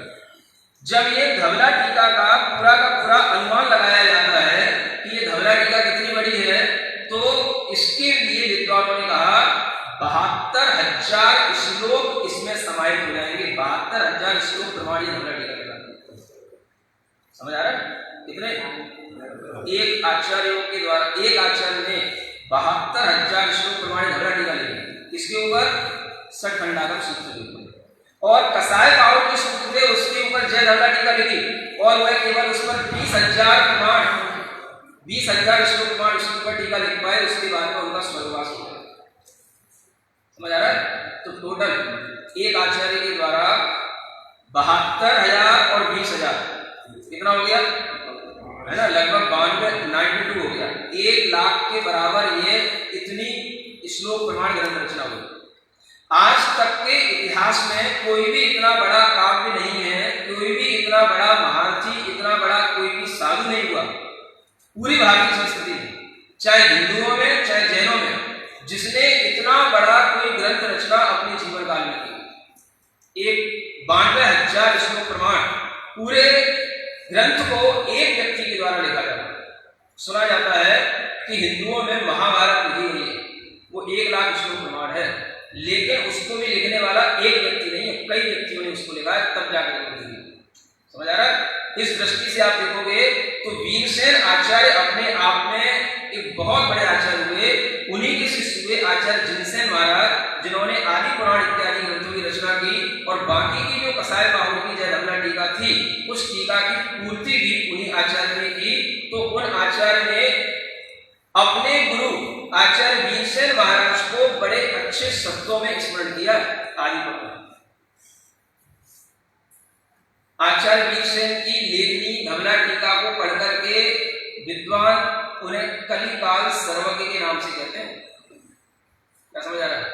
सर्वज्ञ की भाषा को समझना, सर्वज्ञ की भाषा पर लेखनी चलाना, अनंत अनंत का जो गणित होता है, जितनी भी अनंत में जो लॉगरिथम होती है, वो सारी की सारी गणना उस धवला टीका में हमें उपलब्ध थी।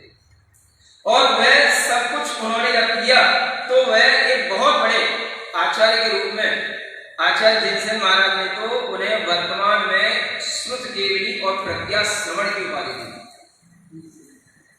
क्यों दी? क्योंकि उनके वचनों के आगे कोई भी और व्यक्ति के वचन समर्थ नहीं हो सकते, और इस कारण से वह इतने ज्यादा पूजित हुए। आज हमें ये ध्यान रखना है कि हमारे पास में जो बीच के आचार्यों की टीकाएं थी वो तो सब लोग तो ही गई, लेकिन आज हमारे पास में धवला की 16 किताबें, जय धवला की 16 किताबें और महावंत की 7 किताबें, ये पुस्तकें। समझ आ रहा है? ये पूरा का पूरा आज हमारे पास में उपलब्ध है, और इसको भी यदि आज हम पढ़ पाते हैं तो ये भी हमारे बहुत बड़े ज्ञानावरण कर्म के क्षयोत्सव के फल से ही उपलब्ध हो सकता है। समझ आ रहा है? ये तो आपके लिए बताया गया जो हमारी श्रुत परंपरा है उसका महत्व। समझ आ रहा है? प्राकृत भाषा का महत्व भी इसीलिए है क्योंकि ये सारे के सारे ग्रंथों की रचना प्राकृत भाषा में हुई है, इसलिए प्राकृत का महत्व।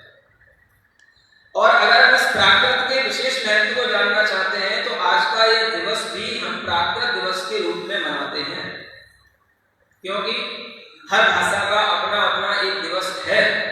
हमारे लिए प्राकृत भाषा में इतनी बड़ी बड़ी जो उपलब्धियां हुई हैं और रचनाएं हुई हैं, उसके लिए अगर हमें कोई एक दिवस मिलता है तो ये प्राकृत दिवस के नाम से हम इसको मनाते हैं। और यह प्राकृत दिवस आप लोगों के लिए इसलिए भी सराहनीय है कि आपको प्राकृत भाषा को भी सीख करके आप इस जिनवाणी के उद्धार में आगे बढ़ सकते हैं।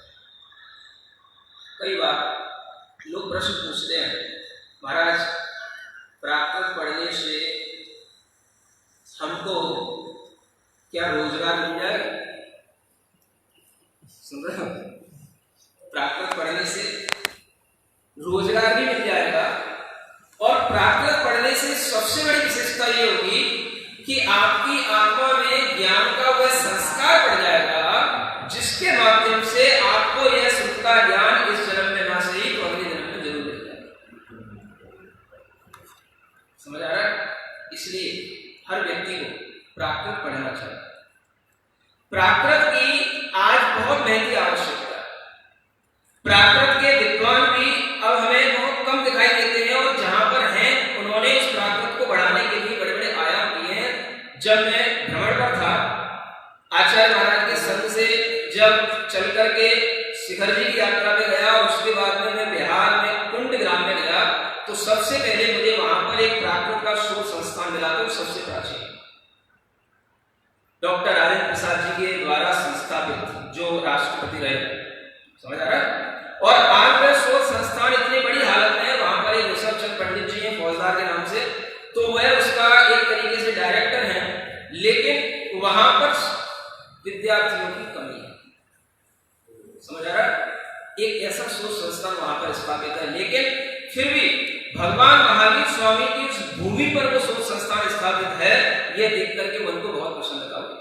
चल रहा है, धीमे धीमे चल रहा है, कराते हुए चल रहा है, लेकिन फिर भी चल रहा है। उसके बाद में आया आरा, बिहार में आरा जगह, वहां पर एक डॉक्टर राजाराम जी हुए हैं जो बहुत अच्छा प्राकृत के विषय में बहुत अपना योगदान दिए हैं, और उनके द्वारा लिखे हुए कुछ पुस्तकें वहां पर पढ़ाई जाती है। बीए एमए में भी वहां पर प्राकृत पढ़ाई जाती है, समझ आ रहा है।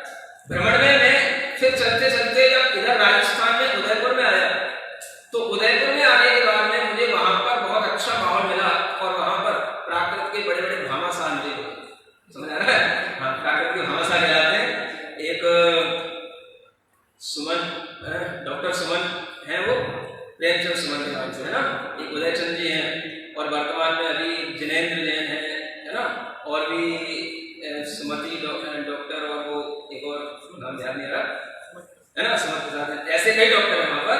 तो वहां पर जब मैं रुका तो लगभग 8 महीने मेरा उदयपुर में प्रवास हुआ। तो उस प्रवास में मुझे थोड़ा सा प्राकृत में और ज्यादा मेरे अंदर इस प्राकृत का विस्तार हो सकता है, ऐसी अभिरुचि पैदा हुई। उससे पहले मैं प्राकृत लिखना और पढ़ना ये सब कुछ अपने आप सीख चुका था। तीर्थंकर भावना नाम का मैंने ग्रंथ लिखा, तीर्थ्य और भावना, समझ आ रहा है। 16 कारण भावनाओं पर पहली बार कोई ग्रंथ लिखा, और उसमें गाथाओं के माध्यम से उस ग्रंथ में हर एक भावना की 7-7 8-8 गाथाएं, और उसका हिंदी में डिटेल भी है। तो जो लोग कुछ प्राकृत की नई विधाओं से या प्राकृत के कोई नए साहित्य को पढ़ने के इच्छुक लोग उसको देख सकते हैं। तो वो ग्रंथ को लिख चुका था। उसके बाद में जब मैं उदयपुर में रुका, उस समय पर वहां पर जब प्रवास हुआ, तो वहां पर ये जो विद्वान लोग मिले, इन विद्वानों ने जब देखा कि महाराज को भी कुछ प्राकृत में इंटरेस्ट है, तो इन्होंने बड़ी बड़ी गोष्ठियां उस समय पर हमारे साथ में की, और उसमें बहुत जैन अजैन विद्वान वहां पर आए। तो उस समय पर मुझे लगा कि इस प्राकृत विद्या का आगे भी थोड़ा सा पठन पाठन पढ़ने का कुछ कार्यक्रम बनना चाहिए। तो जो प्रेम सुमन जी थे, उन्होंने कहा महाराज जब तक ये विद्या राजकीय स्तर पर प्रारंभ नहीं होगी, शासकीय स्तर पर इसका अनुमोदन नहीं होगा, तब तक हमारे लिए इस विद्या को प्रवाहित करने में बड़ी कठिनाई होती है। तो हमने कहा कि वहां तक पहुंचने में भी क्या कठिनाई है। तो कहने लगे महाराज इसके पाठक नहीं मिलते हैं, पढ़ने वाले लोग नहीं मिलते हैं। मैंने एक बार शिक्षा मंत्री जो कपिल सिब्बल रहा, मैं उससे बात की, तो कहने लगा कि आपके यहाँ प्राकृत पढ़ने वाले कितने लोग हैं, तो मैं चुप रहे। तो उन्होंने मुझे सलाह दी महाराज कि आप प्राकृत की पाठशाला खुलवाएं, समझ आ रहा है। तो मुझे वो सलाह भी पसंद आई, मैंने कुछ प्रयास किए, लेकिन वो प्रयास भी ऐसे रहे कि खुल गई, जब तक मैं हूं तब तक चल रही है, मैं आगे बढ़ गया, धीरे धीरे वो सब चीजें बंद हो गई, समझ आ रहा है। अब उस प्राकृत को पाठशाला को खोलने के लिए मैंने एक किताब लिखी। मैंने देखा कि विद्वानों ने किताबें तो बहुत लिखी, लेकिन सरल सी कोई नहीं। जब किसी को बिल्कुल नए नौसिखिए को पढ़ाना चाहते हैं तो हमें थोड़ा सरलता से लिखना है। प्राकृत एक विकल्प बहुविकल्पी भाषा है, तो उसमें हमें विकल्पों को कम रखना है, और जितना आसानी से सीख सके वैसे सीखना। तो मैंने छोटी सी किताब भी लिखी, और वो किताब भी वहां पर चली, कुछ पाठशालाओं में चली। उसके बाद में ये बात है लगभग 2014-15 की, समझ आ रहा है ना। फिर मैं बिजौलिया पहुंचा, बिजौलिया में चातुर्मास हुआ, और फिर उसके बाद में उस चातुर्मास के दौरान एक अच्छी गोष्ठी की थी। उसमें भी जैन अजैन बहुत सारे विद्वान और प्राकृत के विषय में गोष्ठी थी। फिर उस विषय में गोष्ठी करने के बावजूद भी वहां पर निष्कर्ष निकला कि अगर हम प्राकृत को आगे बढ़ाना चाहते तो हमें कुछ छोटी छोटी ऐसी अच्छी पुस्तकें बनानी चाहिए जिससे पढ़ने वाले लोगों को अच्छा इंटरेस्ट पैदा हो। तो फिर मैंने वहां पर ये विचार किया कि ऐसा कुछ करना चाहिए। वहां से चातुर्मास होने के बाद निकल आया, और उसके बाद में फिर आते आते मैं हरियाणा रेवाड़ी आ गया, समझ आ रहा है। तो वो जो भाव था, वो भाव फिर 4 पुस्तकें वहां पर हमने हरियाणा रेवाड़ी में उसमें निर्मित की, पाठ ये शिक्षा के नाम से, समझ आ रहा है। बहुत छोटी छोटी सी किताबें हैं इस टाइप की, है ना।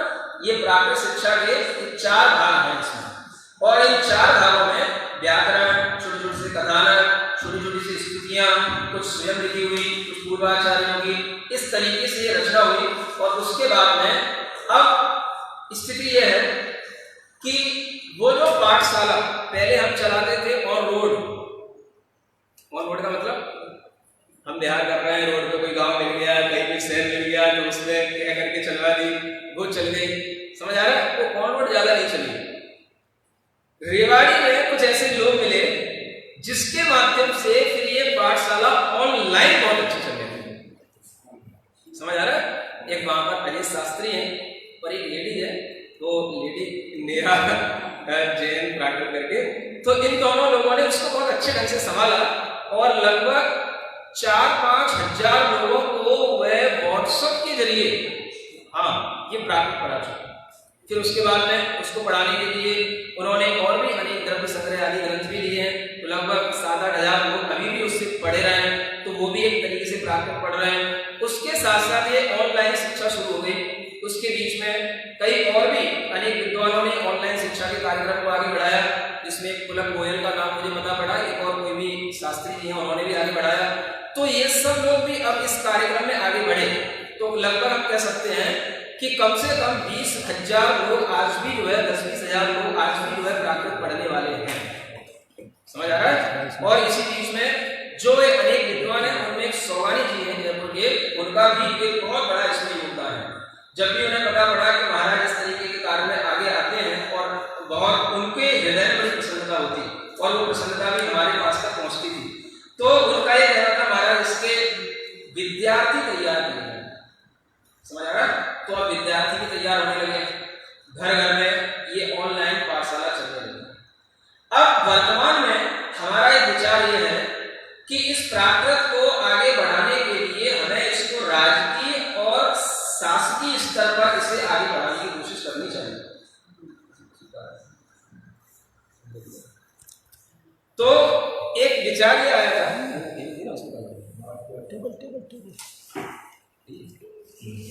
तो उसके लिए मैंने एक कार्यक्रम सोचा है कि एक पत्र जो है आवेदन के रूप में सरकारों को भेजा जाए और उसमें उस आवेदन में सरकारों के लिए यह प्रस्तुत किया जाए कि आप जिस तरीके से संस्कृत भाषा को 8वीं कक्षा तक कंपल्सरी बना करके रखते हैं, ऐसे ही 8वीं कक्षा तक संस्कृत के साथ में प्राकृत भी एक वैकल्पिक भाषा के रूप में होनी चाहिए।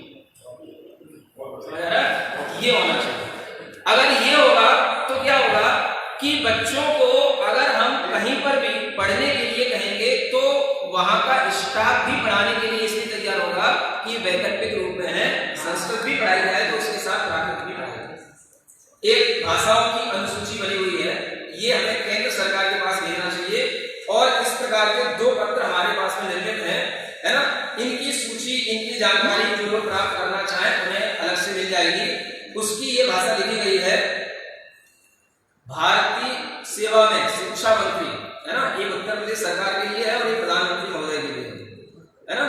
तो ये पत्र बने हैं, इसका मुख्य रूप से तो ये प्रारूप है भारतीय परिवार भाषाओं में प्राकृत भाषा का एक महत्वपूर्ण स्थान है। उत्तर प्रदेश की जन बोलियों का प्राकृत भाषा से विशिष्ट घनिष्ठ संबंध है। भारतीय संस्कृति के महत्वपूर्ण पहलू प्राकृत भाषा में निबद्ध हैं। प्राच्य विद्या के विविध आयाम जैसे पुराण, इतिहास, विधि विज्ञान, साहित्य, नाट्य विद्या, पांडुलिपि विज्ञान, कला, नीति शास्त्र आदि प्राकृत भाषा के साहित्य में विभिन्न रूप से विख्यात है। भाषा विज्ञान की दृष्टि से हिंदी की दादी माँ प्राकृत भाषा है। समझ आ रहा है? मेरा एक स्लोगन मैंने बनाया है, वो भी बताना मैं जरूरी समझता हूँ, बता दूं? है प्राकृत हमारी दादी माँ है ना। हाँ, बूढ़ी हो गई बेचारी, समझो।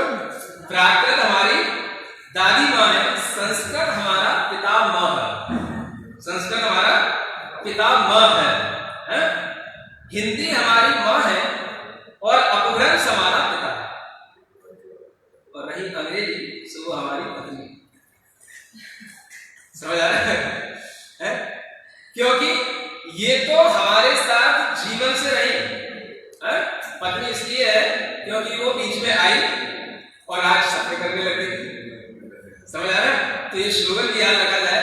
तो इसी को ये इस पत्र के रूप में लिखा गया है कि अनेक प्रकार की भाषाओं को जो आज सरकार प्रमोट कर रही है और उसके लिए अलग अलग एकेडमी खोल रही है, आपके लिए इस तरीके के पत्र सरकार के पास होने चाहिए कि जो ये 20 या 22 भाषाएं सरकार ने अपनी अनुसूची में ली है, उसमें प्राकृत भाषा भी अनुसूची में आनी चाहिए। समझ आ रहा है? और इस तरह के पत्र जब सरकारों के पास जाएंगे तो जरूर कहीं ना कहीं कान में कोई ना कोई जू लेंगे। समझ आ रहा है? तो ये सबसे पहले काम होना चाहिए सरकारी स्तर पर।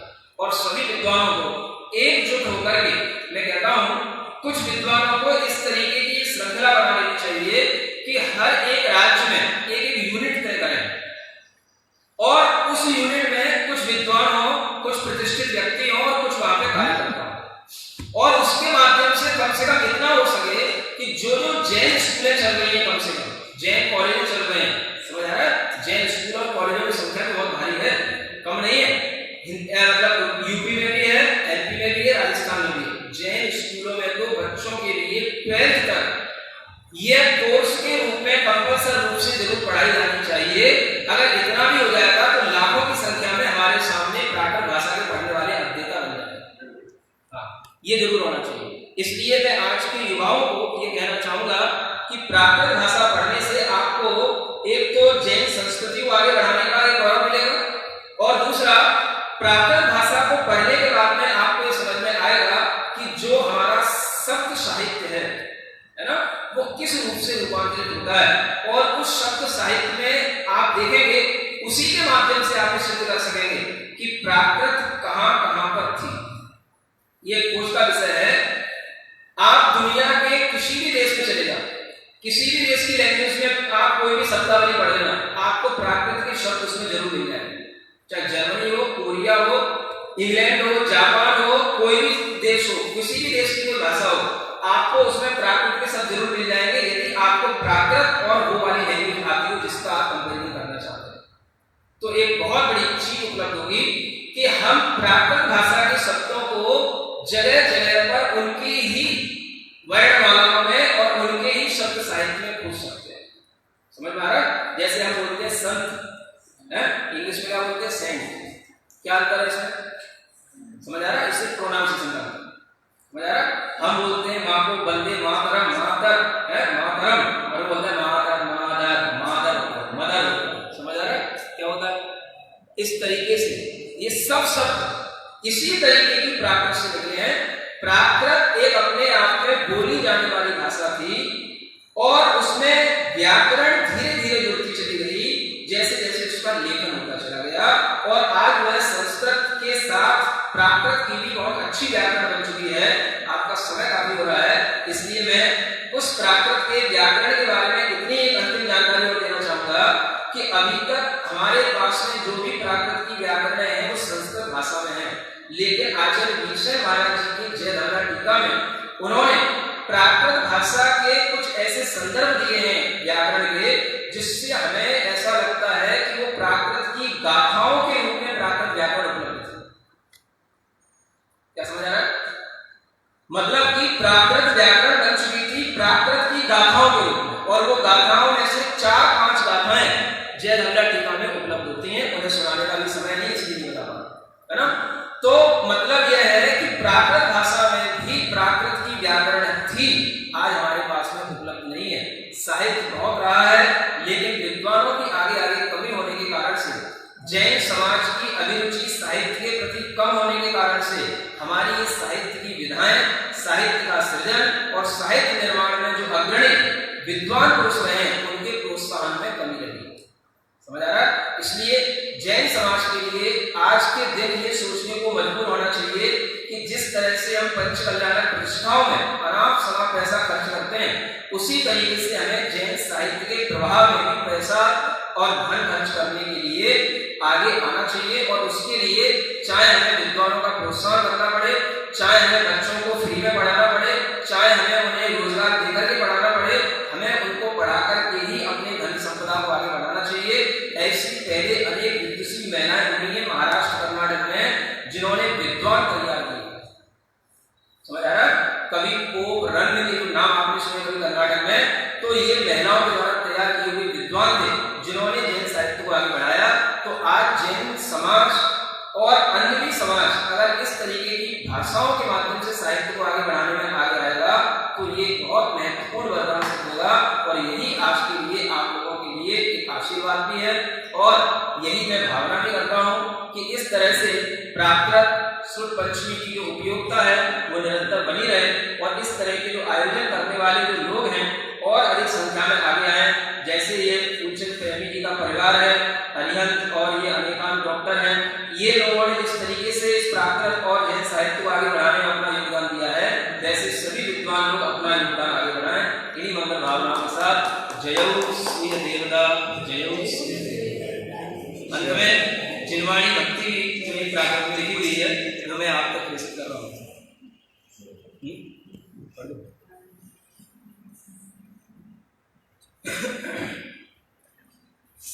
जिनवाणी जग कल्याणी जग जन मंगल मोहरी जनमन हारी गणहर हारी जम जरा भव रोग हरि तिथि राणम दिव्य चुनिम जो पढ़ई सुनई मई धारई राणम सौखमानंद मगरी सासय मुख पदम पावई सासय मुख पदम पावई।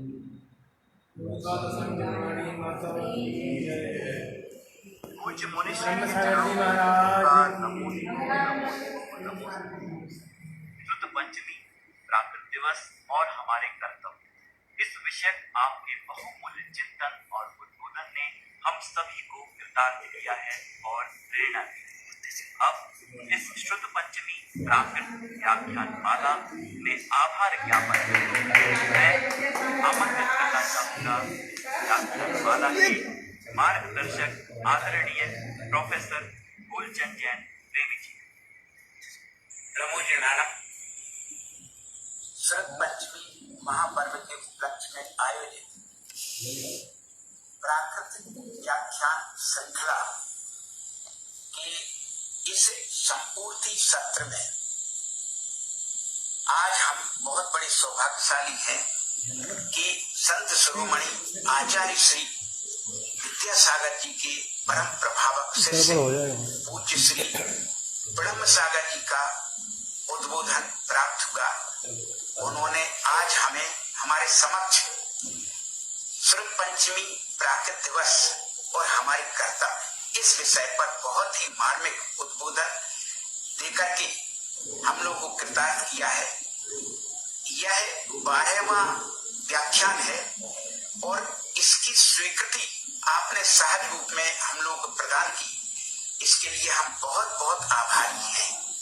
यद्यपि इस व्याख्यान श्रृंखला में आज शायद 12 व्याख्यान हो चुके हैं और अनेक विषयों पर प्राकृत से संबंधित विविध विषयों पर व्याख्यान आयोजित हुए। इसमें बड़े वरिष्ठ विद्वानों ने दिए हैं। एक विषय जो कि शिलालेखी प्राकृत और ब्राह्मी लिपि और प्राकृत, इस विषय पर हम चाहते हैं, कुछ विद्वानों की मांग थी कि आज इस पर भी कुछ प्रकाश डाला जाए।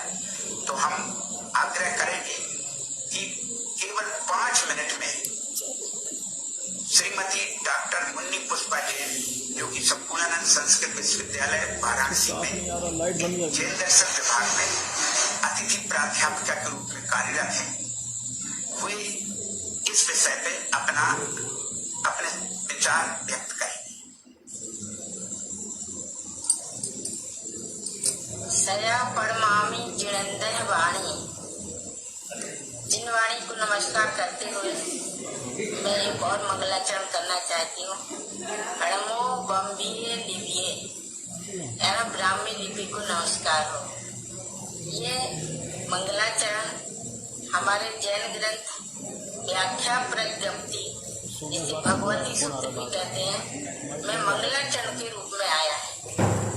तो शुद्ध पंचमी के महाअवसर पर हमने इसे अपने हथेली पर मेहंदी के द्वारा अंकित कराया ताकि हमको ये याद हो जाए और इसको देख के हमको ब्राह्मी लिपि का भी ज्ञान होता रहे, हम कराते रहे परिवार में। इसके अगल बगल भी ब्राह्मी के अक्षरों को ही हमने अंकित किया है। हम आज एक प्रातः व्याख्यानमाला की जो श्रृंखला चल रही थी, इसके बीच में आने का एक कारण ये है कि जो हमारी प्राकृत में विभिन्न प्राकृतों के माध्यम से बात बताई जा रही थी, तो उसमें एक शिलालेख की प्राकृत की बात भी चली। तो हमको ये लगा कि शिलालेख की प्राकृत कैसे पढ़ी जाएगी। जब ब्राह्मी लिपि पढ़ी जाएगी, जानी जाएगी, तब हम प्राकृत शिलालेख की प्राकृत को पढ़ पाएंगे। भारतीय मनीषा के पिटारे में अनेक बहुमूल्य रत्न भरे पड़े हैं। उसमें से एक है ब्राह्मी लिपि, जिसकी ओर ध्यान आकर्षित किया हमारे विदेशी विद्वान मिस्टर जेम्स प्रिंसिप ने। वो इतिहास है, अभी समय नहीं है, परंतु ब्राह्मी लिपि की जब बात करते हैं तो लगता है हमारे पूर्वजों ने, भारतीयता की अनोखी देन है कि हमारे पूर्वजों ने सदियों सदियों तक आने वाली पीढ़ियों को इस भारत की ज्ञान की पिपासा और इसकी जो विरासत है, इसको सौंपने के लिए क्या कुछ किया। चट्टानों में, पत्थरों में अमृत रूपी, मोती रूपी अक्षर खुदवाए, ताकि हमारी भारतीय संस्कृति अमर रहे।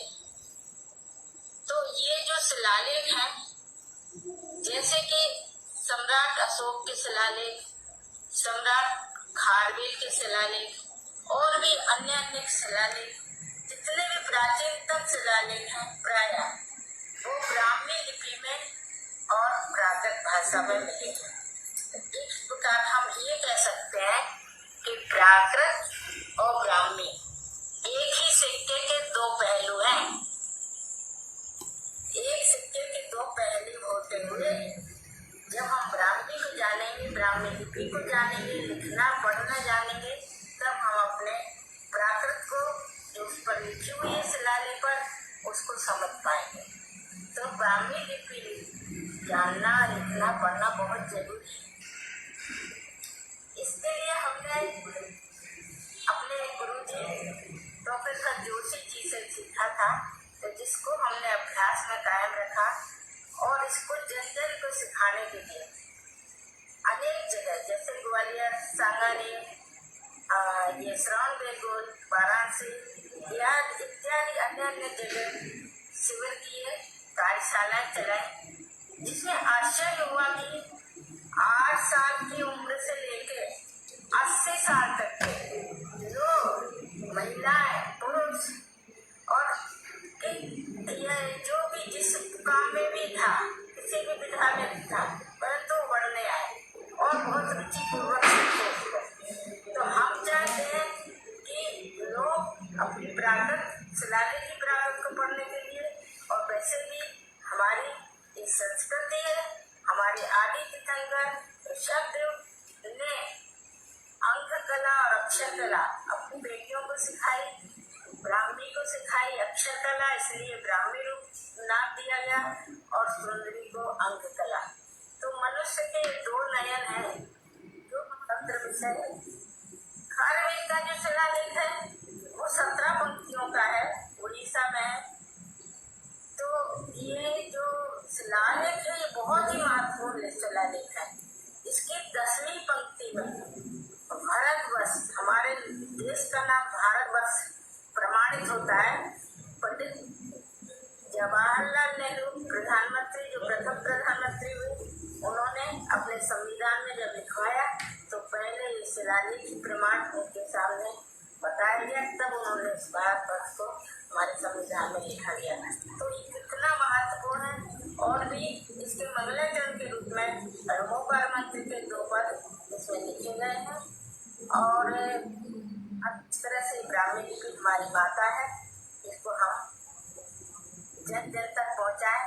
अंत में हम यही कहेंगे कि जना जना मणा मणा बम भी बम में रूप पीड़ा, जन जन के मन में बसे ब्राह्मी का ब्रह्म रूप, अर्थात हमारी शिलालेख प्राकृत और भी प्राकृत है, सब तरह से इस तरह से हम चाहते हैं प्राकृतों का भी विस्तार हो, प्रचार हो, लोग जाने और ब्राह्मणी को भी साथ में लेकर चलें तो हम इसमें सोने में सुहागा काम कर सकते हैं। इतना कह के मैं विराम लेती हूँ। ये अड़मो जनारम और सभी के लिए बहुत बहुत शुभकामनाएं। उन्हीं सभी के लिए सरकार नमोस्तु। अभी प्राकृत भाषा और ब्राह्मणी लिपि के विषय में आपने संक्षिप्त जानकारी प्राप्त की। यद्यपि इसे हम व्याख्यान के रूप में आगे भी कभी प्रस्तुत करने का प्रयास करेंगे।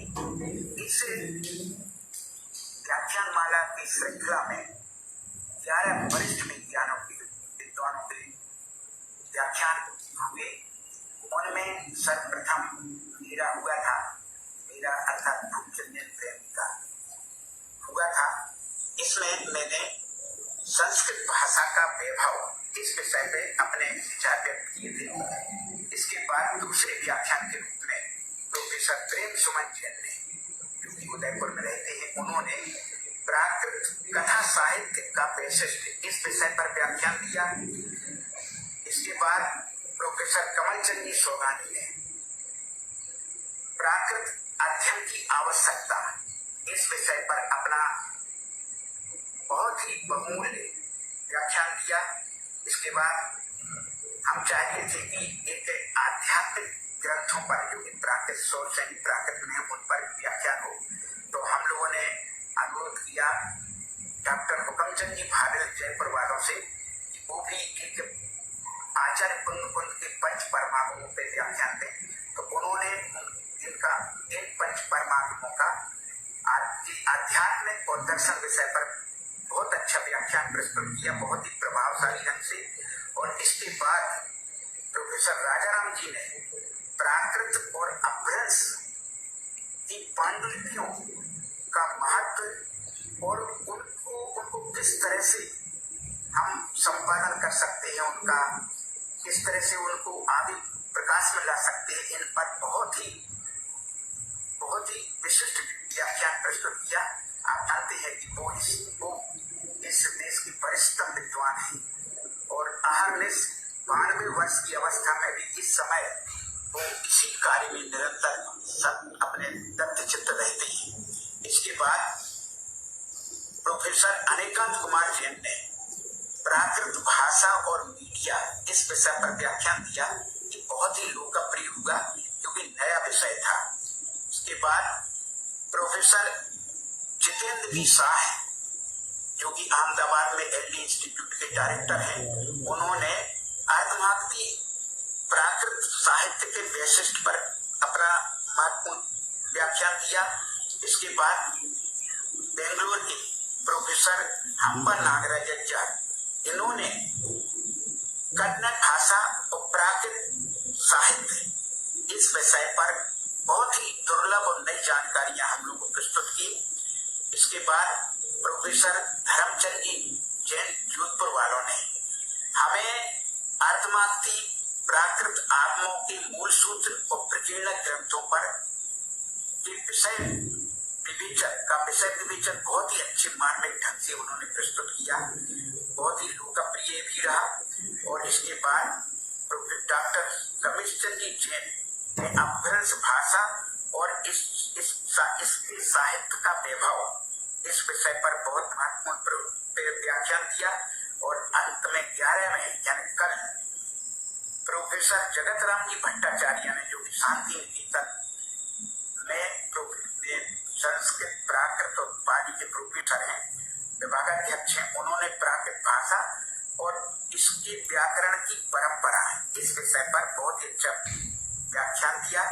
आप जानते हैं इस प्रकार के अंतरराष्ट्रीय ख्याति प्राप्त प्राकृत भाषा और साहित्य के वरिष्ठ विद्वानों के जो अभी मैंने विषय प्रस्तुत किए उन पर व्याख्यान हुए। और इस क्षेत्र में इन व्याख्यानों से एक नई क्रांति का संचार हुआ है। लोगों के जगह जगह से हम लोग पर संदेश आए कि आपने इन व्याख्यान के माध्यम से हम लोग को बहुत लाभ प्रदान किया है। हम आप चाहते हैं कि ये व्याख्यान माला और भी आयोजित आगे इन व्याख्यानों को हजारों हजार जैन जैनेतर आदि सभी लोगों ने, प्राकृत भाषा प्रेमियों ने इन्हें बड़े मनोयोग पूर्वक सुना और लाइव देखा, इससे लाभान्वित हुए। और हम लोगों ने तो ये व्याख्यान माला एक सामान्य रूप में प्रारंभ की थी, किंतु जिस तरह वरिष्ठ और श्रेष्ठ विद्वानों ने अपने चिंतन के द्वारा, अपने विविध विषयों के प्रतिपादन के द्वारा, व्याख्यानों के माध्यम से इसे जिस ऊंचाई तक पहुंचाया, हम लोग अचंभित और तो रहे ही, हम लोग बहुत उत्साहित भी हुए। और हम उनके भी विशेष आभार, उन सभी विद्वानों के प्रति तो आभार व्यक्त करते ही हैं। उन विद्वानों के परिवार के लोगों ने जो उनको सहयोग दिया इनके प्रसारण में व्याख्यानों के, उनके परिवार के लोगों के, परिवार के सदस्यों के प्रति भी हम बहुत आभार व्यक्त करते हैं। और हमें बहुत उत्साहित हैं इन व्याख्यानों के आधार पर। और इससे ऐसा लगता है कि इन प्राकृत भाषा और साहित्य आदि इन विषयों को कितने लोग जानने के लिए उत्सुक हैं, समझने के लिए उत्सुक हैं। और मुझे पूरी विश्वास है कि इससे एक नई क्रांति का संचार होगा, नई जागृति पैदा होगी। और जो कि एक नए पुनर्जागरण काल, इससे पुनर्जागरण युग प्राकृत भाषा को जो हुआ है, उसमें ये व्याख्यान श्रृंखला का भी अद्वितीय योगदान माना जाएगा। इस क्षेत्र में यद्यपि बहुत लोगों ने काम किया है, यूनिवर्सिटी लेवल पर संस्थानों के माध्यम से अध्ययन अनुसंधान हो रहा है। और मैंने अपने व्याख्यान में जो भी विद्वान संस्थाएं इस क्षेत्र में काम कर रही हैं, मैंने सबका नाम उल्लेख किया था। किंतु इस दिशा में मैं विशेष उल्लेख इस दृष्टि से करना चाहता हूँ कि अनेक विश्वविद्यालयों में प्राकृत और जैन दर्शन, संस्कृत, पाली, प्राकृत ये संयुक्त विभाग है। किंतु एकमात्र 3 विश्वविद्यालय ऐसे हैं मेरी जानकारी में कि जहाँ पर स्वतंत्र जैन विद्या और या जैन दर्शन विभाग और प्राकृत जैनागम विभाग अलग स्वतंत्र हैं। ये इनमें सर्वप्रथम संपूर्णानंद संस्कृत विश्वविद्यालय वाराणसी का नाम है, जहाँ पर जैन दर्शन विभाग अपना स्वतंत्र अलग है और प्राकृत जैनागम विभाग अलग है। इसी तरह से जैन विश्व भारती में भी इसी तरह की है, वहाँ पर जैन विद्या और तुलनात्मक धर्म दर्शन विभाग अलग है और प्राकृत संस्कृत विभाग अलग है, प्राकृत विभाग। और इसी प्रकार से ये जो लाल बहादुर शास्त्री राष्ट्रीय संस्कृत विद्यापीठ, जो कि अब केंद्रीय विश्वविद्यालय बन गया है, वहां पर भी स्वतंत्र जैन दर्शन विभाग है और प्राकृत विभाग भी अलग एक स्वतंत्र है, जो कि बहुत अच्छी तरह से चल रहे हैं। और इनका प्राकृत भाषाओं और साहित्य के विकास में सभी विश्वविद्यालयों का बहुत बड़ा योगदान। व्याख्यान श्रृंखला को सफल बनाने में जिन लोगों ने अथक श्रम किया है, उनमें मेरे ज्येष्ठ पुत्र और बहू प्रोफेसर अनिकांत कुमार जैन, श्रीमती रुचि जैन, मेरी बेटी डॉक्टर इंदु जैन एवं दामाद श्री राकेश जैन, मेरे छोटे सुपुत्र डॉक्टर अरिहंत कुमार जैन एवं श्रीमती नेहा जैन। इन्होंने तो अथक श्रम किया ही है, मगर इन सब के पीछे जो मूल प्रेरणा और